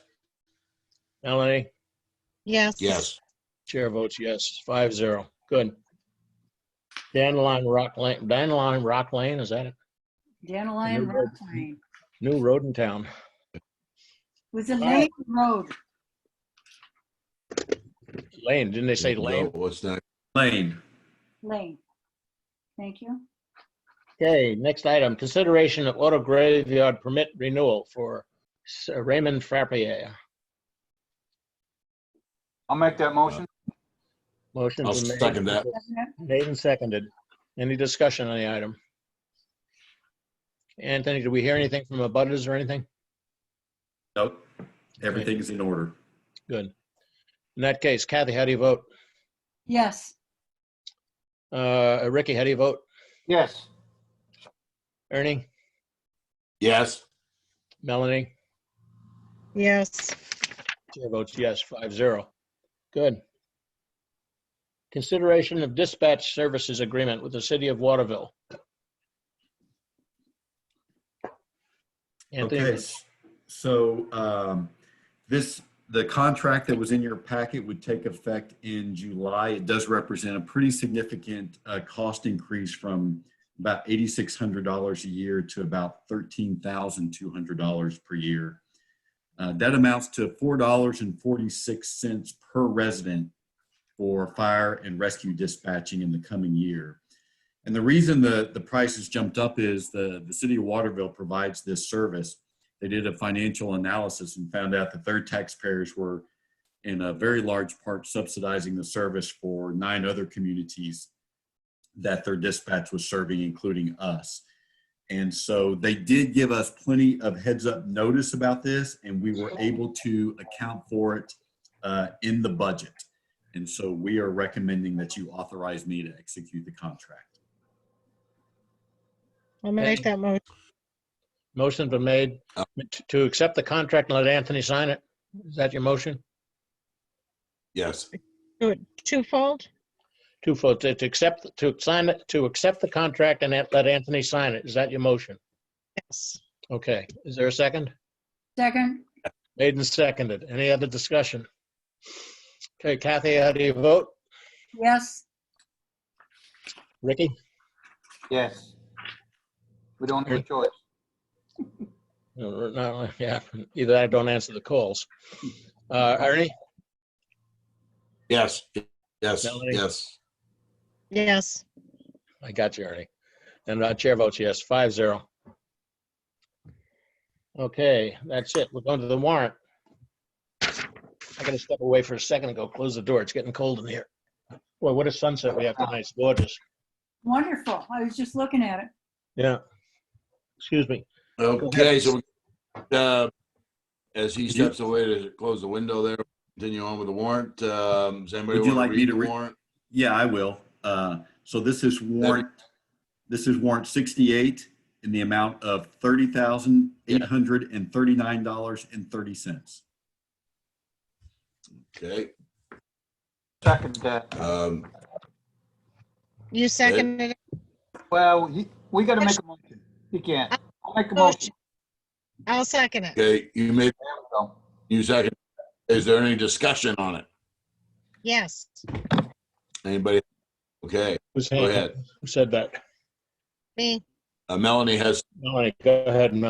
I'm back, Ernie. All right. okay, go ahead. Page number 1, down near the bottom, the used dryer for the fire department. I thought we just got a used dryer for the fire department.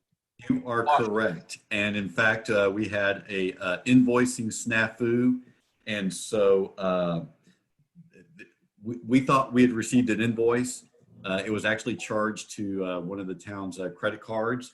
And so we have canceled the check and dealt with the vendor, and they know this, but we've already canceled the payment of the prior check that you approved. Good. So then is this payment going to the credit card company? That's correct. So under the card member services, okay. Correct. And on that same page, what is new phone facilities? Chris Dutil needed a new phone. His got wrecked. Who's that? Chris Dutil. Okay, anything else? Okay. Melanie, anything else? I did have something else. Hang on, let me just get there. And anybody else while Melanie's trying to find hers? I need to be educated. And Go that ahead. is, on page 3, what is flow testing for the fire department? Testing the pumps on the trucks. Say again? I believe they're testing the pumps on the trucks, Okay, thank you. pumping water through them. I believe that's what it is. How fast it goes through them? Is that it? They have to be certified every year. Okay, thank you. I had something. Yes, go ahead. On page 3, at the bottom, Page 8, there's a charge. Hello? go Are you ahead. listening? What page you on? Okay, page 3 at the bottom. Page 3 at the bottom. Thank you. There's a charge, Hammond Lumber Company for flagpole repair and town office library. And then on page 4, oh, wait a minute, do I have 2 page 3s? Yeah, you have 2 page 3s. Yes. Oh, yeah, 3s. Okay, I thought it was a duplicate. Okay, forget it. I'm sorry. I thought it was a No, that was my fault. I 2 page apologize. 3. Okay, that's my not a never mind. All right. Anything else? I had something. Yes. Go. Melanie, I have go one ahead. question. Who's going? I have one question. Melanie, go ahead. Just a minute, Ernie. All Melanie, go right. ahead. On page 6, under Treasurer State of Maine, what's the water quality surcharge?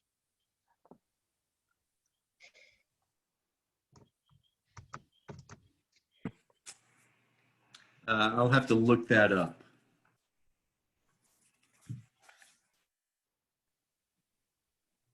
Because we have it under like plumbing permit and then a water quality surcharge. So we have it for 2.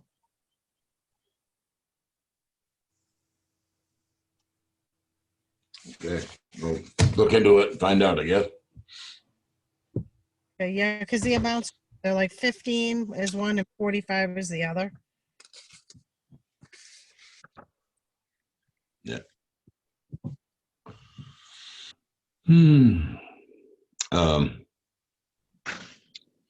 So Anthony, you'll look into that?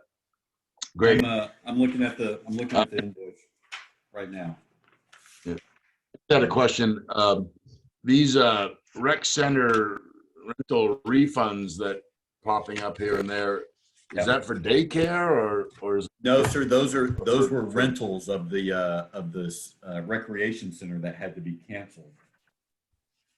okay? So people had previously, set the dates for They various paid their events that they deposits wanted. previously. Okay. Anything else? I had one, but I can't find it.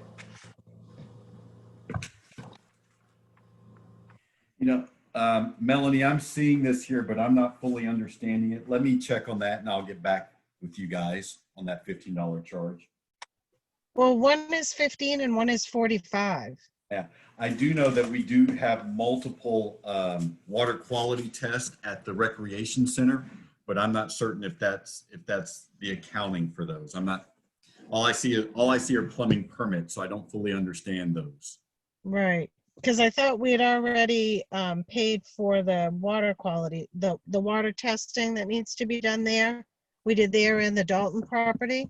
Yes, but at the recreation center, the water quality testing occurs on a monthly basis. Okay. Okay. Okay, thank you. We move on. We're moving on then. Anything else? Okay, call for a vote. It's been moved and seconded. Am I correct? Yes. Okay, Kathy, how do you vote? Yes. Kathy votes yes. Ricky? Yes. Ricky votes yes. Ernie? Aye. Yes. Aye. Melanie? Yes. Ms. Jewel? Yes. You said? Okay, yes. And the chair votes yes. We have 5-0. Good. All right. Town manager report. I'm just going to blow through a couple of these things. You see the proposed times and dates for the public hearings. 6:30 p.m. on a Wednesday, May 27th, 3 p.m. on a Saturday for June 13th, and noon on Thursday, July 9th. And these are the public hearings leading up to the July 14th town election. How do those dates and times look to you guys? Look fine to Look me. fine to me. Okay. Maybe I can make How one. about you, Mel? Say what, Rick? I said I might be able to make Ricky? one. I might be able to make one. Okay. All right, as long as we have a quorum, we'll be all right. Melanie? That's okay with me. Okay, won't- and Ernie? Oh, go ahead. Go ahead, Mel. Fill it. I said I can't do the Saturday one, but I think I can do the other 2. Okay. Ernie? Yeah, I'm fine. Okay. We should have a quorum anyway. As long as we have a quorum, we'll be all right. Okay, those dates are okay. Next. the food pantry proclamation. We thought about doing that outdoors, maybe on the village green. You guys want to do that on a Saturday, June the 6th, or if not, pick a date. I think it should be later than the 6th. I think it should be in July sometime. Just to get a little further away from the, you know. It doesn't matter to me Anything when on we dead. do it, I guess. I'm fine with it. Thank you. Fenced. Fine with what, June 6th? Yeah. I Or can't, any date, really. This is any day. Melanie, what do you got Yeah, to say? I mean, I can't do any Saturdays. You don't do Saturdays. Well, all right. Work every Since it'll probably Saturday. have to be a Saturday. Ricky? Probably not gonna come to it anyways, do it in a group, that's for sure. I'm sorry, All right. yeah. that stuff. Kathy? I'm good most any day. Well, I don't know that we've decided anything as far as the date. Well, I mean, if I may, if we do this on June 6th or any other day, we could certainly, I mean, if it's a Saturday, you know, and Melanie's working or Rick's working or whatever, you know, we could just FaceTime it, or I mean, Facebook Live it or whatever, and put it on the town website, you know, and everybody will see it, because it may not draw a crowd. It shouldn't draw a crowd, you know, so, Yeah. you know, but yet it should be fun. So let's do it. Well, what I'm thinking two things. One, as far as the date goes, there'll be more of our summer visitors here in July than in June, early in June. And Sure. There's enough room down there that we can certainly get the spacing down. Sure. Get the spacing down, and it's not going to be that long a ceremony anyway. Well, and if we're going to do something, then we should also do the Spirit of America Awards, because those were going to be presented at town meeting. That's true. Well, they had in mind the Carnegie Award. It's a good idea. We froze up there. Michael, come back to us. He's had a major hiccup. He sure has. He used up all of his bandwidth. All of his juice, I guess. Got to crank that monkey one more time there. Well, I don't know what happened, but I suddenly blanked out. You did. All right. So what were you saying? Well, I think go ahead.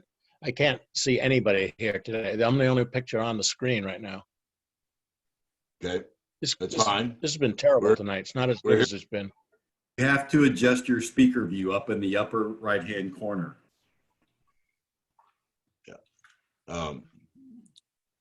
Just go ahead. We're here. We can hear you. I can see you, unfortunately. The main thing on this is to set the date that we're going to do it. And what I had suggested is June is too early, June 6th is too early, and there are several of you, I had the feeling you said it didn't matter. If that's the case, we'll leave it at June 6th and go ahead with it, if you all feel that way. Ricky's not going to be there. Kathy, what do you think? Well, I don't know. You make a good point. There'll be more summer people around, but these awards are not necessarily for summer people, are they? No, they're not. They're not at all. But the thing is, they. Oh,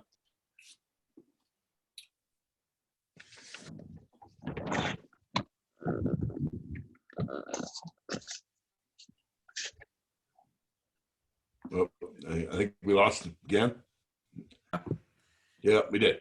Anyway, in the interest of moving forward, why don't we just say June 6th? Yes, let's do that. Just say June 6th. Yeah, let's do it. I mean, you get my point about posting it. You know, video. You know, doing a quick video of each award, posting it. Everyone will get a chance to see it. and, you know, summer people, you know, year round. So let's do it. And, Get it done. and Melanie had a good idea. I'll invite the Spirit of America Award winners as well. I love it. Great I idea. don't Spirit of always America.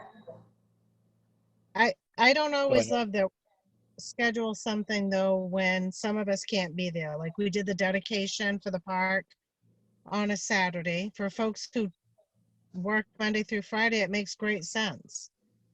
But maybe we should consider other times to do it because I can't be part of those things. How about a Sunday? Sunday would You do work. it on a Sunday afternoon. Sunday afternoon. Yeah, that's fine. You know, sure. I mean, we've had those budget meetings on Sundays before, you know, and I don't have any problem with it. True. I have no idea what Ernie said. He said NASCAR's on, he may not be able to make it.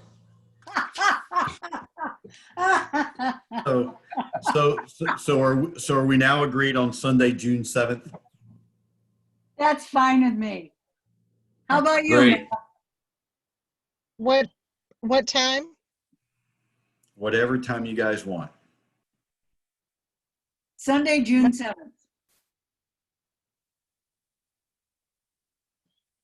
High noon. Whatever, you know.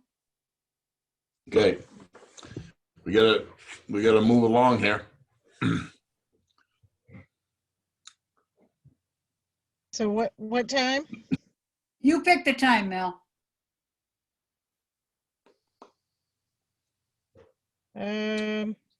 What time is church? Are they doing church down there? Church is a No, no-go, right? well, in June, but that starts at 9:30, so that'd be over. You know, if you want to do it at noon or something like that, that'd be great. Okay, well, let's go noon. I just was told that my son's graduation is on June 7th. Oh. You guys are welcome to go on without me, though. You don't necessarily need me. How about June 14th?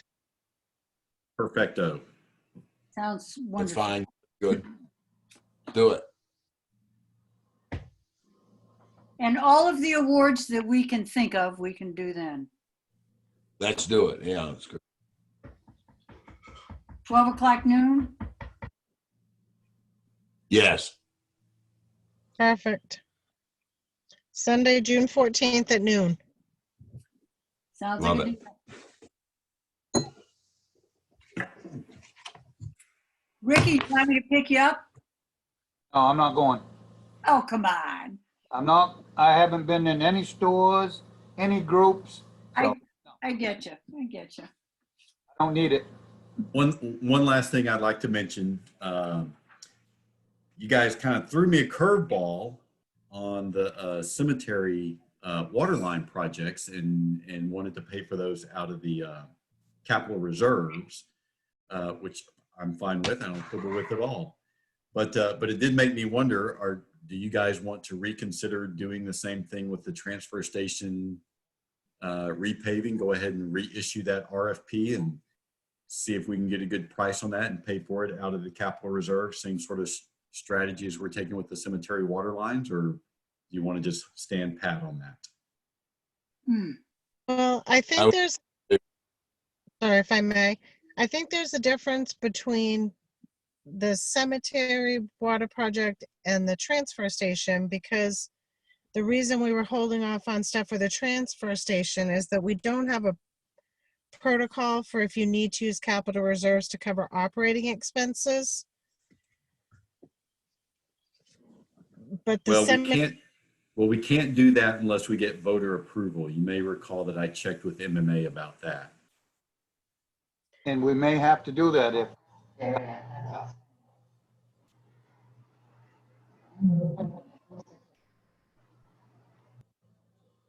Hi, Bruce. My biggest thing with it is, you know, I don't see where it would hurt just to send it out to RFPs, see what we get back. I mean, all these payments companies are used to doing RFPs and either not getting the job or doing the job. So I just was wondering if it would be just worth to send out RFP, see what we get back. I mean, fuel prices are still down. We may get, a wicked good deal. We do, that capital reserve is stated for a improvement capital reserve of the transfer station. So something I was throwing out at Anthony, I'm just throwing it at you five to see what you guys' decision would be on it. I'm in favor. Still against. I think you better hang on to that money. Just like the cemetery deal, we're not gonna use all that money that was allotted, I'm sure, because we're not gonna get it all in, so. All right. Well, hold on, Michael, you're muted. There you go. Go ahead. Where are we? We have one no and one yes. So far. Ernie, what's your thought? Yes or no? I'd be in favor of sending out for the RFP so that we know, better how to make a decision if we are to make a decision.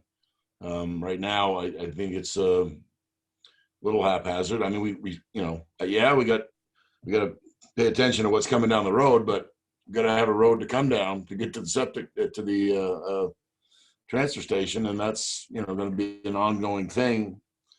So we'll see what let's just see what it costs. And Bruce makes a good point. The price of paving is down now, and that's something to take into account as well. Kathy? I guess I have a question. Can I ask a question now, or is it improper? No, you can ask a question. We're not really we're not taking a vote. We're just discussing it now. Oh, okay. So how long, 2 questions. Isn't it a little dishonest to send out an RFP if we're not really thinking that we're gonna do it? And number 2 is how long is the estimate on the RFP good for? Typically, a vendor allows 30 days for the RFP. And as far as, so I would say this, if you say there's, regardless of what the price comes in, there's absolutely no way I'd vote for the funding for this, then no, we shouldn't go through the rigmarole of issuing the RFP. If you think, well, maybe there's a chance that I would consider this, depending upon what the price comes in at, then, then there's some value in issuing the RFP. When I was participating in the MMA Budgeting During a Crisis webinar that they had a few weeks ago, one of the guys who was leading that did say that if you have the stomach for it, now is the time to pursue capital projects, because you're not likely to get any better deal than you are right now. And that's because contractors are hungry for work. And in fact, I thought this was a pretty piddling little project, and we got 6 bids on it, which was kind of astounding. And even the bidders were surprised that that many bidders bid on it. So, if you think that there's a chance that you might award it, then I'd say that there's some value in issuing the RFP. If not, then let's not bother. I think for me, I'm feeling rather tight-fisted these days. I think that it's not a good time to necessarily be spending money. I don't care what the prices are. I'm sort of feeling very conservative about spending money. That was Ricky's feeling too, wasn't it, Ricky? Yes. Well, it's 9 o'clock and we still got a long conversation ahead of us in executive session. So maybe we should just move on. Melanie, wake up. What do you think? I think we should hold off. Okay. I think that's really that's the sentiment of the majority. So I guess for now it's held off. So 2 other things I want to mention. One, Kenny came up with, I thought was a great idea. He suggested we start collecting flags at the transfer station. hand those off to the American Legion for proper disposal. I think that's a great idea, and I'd like to start doing that immediately. And then lastly, we're starting to need a planning board meeting. And we're going to check with the planning board members to see if they have the wherewithal to do a Zoom meeting. If not, and I talked with Peter Rushton this afternoon, what we'd kind of like to do is have a planning board meeting in the Center for All Seasons, like the last time that we all gathered in person with people sitting at tables spread apart and the audience spread apart. Would that give you any heartburn if the members were agreeable to doing that, if we did that? What's the problem with them doing it on Zoom? Not all of them have the technological wherewithal to do that. How many of those iPads do we have left? It's not a matter of, it's not just a matter of hardware. They don't have the internet, you mean? That's hardware. I guess. They don't have internet. No, they don't have the technical know-how to do Zoom. We're going to ask them, but we don't think that This is our planning board. Are they willing to learn? I wonder- Okay. All right. Okay. I guess if you can I'm set it fine with up, it. if you can set it up the way we had that meeting and maintain all the protocols. Yeah, I'd say we go would, ahead. we would only do that if we could keep it safe and if the members themselves felt comfortable in doing so. Okay. Fails, and you can probably do that, but try to do the Zoom first. We will. Yeah, I'm thinking you have at least one member that has been in the hospital recently, so he may not be up to coming down there. That is the end of the town manager's report. Amen. All right. Do we have an executive session tonight? We do. All right. All right, so I make a motion, we close the select board meeting. I'll second that. Made and seconded, all in favor? Wave your hands. Kathy, are you in favor? Yes. Kathy? What? Ernest, yes. Yes. Ricky? Yes. Yes. Michael says yes. Melanie says yes. All right, close the meeting. Somebody open the executive